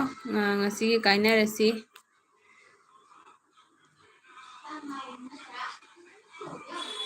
ꯆꯥꯛ ꯊꯣꯡꯗ꯭ꯔꯤꯗ ꯏꯆꯦ ꯏꯃꯥꯒ ꯅꯨꯄꯤꯒ ꯍꯜꯂꯛꯇ꯭ꯔꯤ ꯍꯥꯏ ꯑꯃꯨꯛ ꯅꯥꯏꯕꯣꯠ ꯍꯣꯏ ꯏꯁꯤꯡ ꯆꯥꯎꯗ꯭ꯔꯣ ꯑꯗꯨꯒ ꯁꯨꯁꯃꯤꯇꯥ ꯑꯩꯗꯤ ꯌꯨꯝ ꯄꯥꯟꯒꯦ ꯈꯪꯗꯦꯗ ꯑꯩ ꯅꯨꯄꯥꯅ ꯅꯨꯡꯁꯤ ꯍꯥꯏꯔꯒ ꯐꯥꯔ ꯂꯧꯅꯕꯅꯤ ꯍꯥꯍꯥ ꯈꯨꯄꯥꯛꯇꯤ ꯐꯖꯅ ꯆꯥꯈ꯭ꯔꯦ ꯅꯨꯡꯁꯤꯕꯩꯔꯥ ꯈꯪꯗꯦ ꯇꯨꯃꯤꯟ ꯂꯩ ꯍꯥꯏ ꯍꯣꯏ ꯂꯥꯏꯔꯤꯛꯀꯤ ꯆꯦꯞꯇꯔ ꯑꯃꯅꯦꯅ ꯈꯜꯂꯣ ꯄꯥꯟꯗꯤ ꯄꯥꯜꯂꯦꯗꯅ ꯍꯧꯖꯤꯛ ꯒ꯭ꯌꯥꯟ ꯇꯥꯅ ꯂꯩꯃꯤꯟꯅꯔꯣ ꯖꯦꯁꯥꯕꯨ ꯑꯣꯏꯔꯣ ꯖꯦꯁꯥꯕꯨ ꯑꯣꯏꯔꯣ ꯃꯤꯒꯤ ꯑꯣꯏꯒꯤꯅꯦꯅ ꯀꯜꯂꯛꯅ ꯇꯧꯔꯤꯅꯤꯅ ꯄꯥꯜꯂꯃꯤꯅ ꯐꯖꯅ ꯂꯩꯃꯤꯟꯅꯔꯣ ꯈꯣꯡꯆꯦꯠꯅ ꯑꯗꯨꯒ ꯁ꯭ꯌꯥꯝꯅ ꯆꯦꯁꯨ ꯁꯔꯃꯥꯁꯦ ꯁꯕ ꯂꯥꯏꯛ ꯀꯣꯃꯦꯟ ꯇꯧꯔꯦ ꯈꯔ ꯍꯥꯏꯕꯤꯌꯨꯀꯣ ꯑꯣ ꯁꯔꯃꯥ ꯁꯤꯁꯇꯔ ꯅꯉꯣꯟꯗ ꯁ꯭ꯌꯥꯝꯅ ꯁꯕ ꯂꯥꯏꯛ ꯀꯣꯃꯦꯟ ꯂꯣꯏ ꯇꯧꯔꯝꯃꯦ ꯚꯤꯗꯤꯑꯣ ꯌꯦꯡꯉꯒ ꯑꯗꯣ ꯍꯟꯅꯔꯣ ꯍꯌꯦꯡ ꯍꯟꯅꯔꯣ ꯁ꯭ꯌꯥꯝ ꯉꯁꯤꯒꯤ ꯀꯛꯑꯒꯦꯀꯣ ꯑꯩꯁꯨ ꯌꯥꯝ ꯊꯥꯅꯤꯡꯉꯤ ꯄꯨꯡ 2 ꯑꯗꯨꯏꯗꯨꯒ ꯑꯩꯈꯣꯏ ꯃꯥꯂꯤꯛꯇꯣ ꯈꯇꯪ ꯃꯁꯥ ꯅꯨꯡꯉꯥꯏꯇꯕ꯭ꯔꯥ ꯀꯩꯅꯣ ꯕꯦꯡꯒ꯭ꯂꯣꯔ ꯏꯁꯤꯡ ꯆꯥꯎꯗꯦ ꯑꯣꯀꯦ ꯑꯣꯀꯦ ꯕꯥꯏ ꯕꯥꯏ ꯃꯌꯥꯝ ꯒꯨꯗ ꯅꯥꯏꯠ ꯀꯣ ꯁ꯭ꯌꯥꯝ ꯆꯦ ꯀꯛꯊꯠꯂꯦ ꯕꯥꯏ ꯑꯣꯏꯖꯔꯦ ꯆꯦ ꯁꯞꯄꯣꯔꯠ ꯀꯤꯂꯔ ꯕꯥꯏ ꯑꯣꯏꯔꯁꯤ ꯉꯁꯤꯒꯤꯗꯤ ꯃꯊꯪꯒꯤ ꯂꯥꯏꯐꯇ ꯑꯃꯨꯛ ꯐꯪꯅꯁꯤ ꯍꯌꯦꯡ ꯊꯥꯕ ꯉꯝꯕ꯭ꯔꯥ ꯌꯦꯡꯉꯛꯀꯦꯀꯣ ꯁꯔꯃꯥ ꯊꯦꯡꯀ꯭ꯌꯨ ꯁꯣ ꯃꯆ ꯂꯥꯛꯄꯤꯕꯒꯤ ꯀꯛꯆꯔꯒꯦ ꯁ꯭ꯌꯥꯝ ꯃꯥꯏꯗꯣ ꯑꯩꯉꯣꯟꯗ ꯑꯣꯟꯁꯤꯜꯂꯦ ꯍꯥꯏꯕ ꯀꯩꯇꯧꯒꯦ ꯁꯨꯝ ꯍꯥꯏꯖꯩꯅꯤ ꯃꯥꯏꯁꯦ ꯑꯩꯈꯣꯏ ꯋꯥꯔꯤ ꯁꯥꯟꯅ ꯂꯩꯕꯁꯤꯒ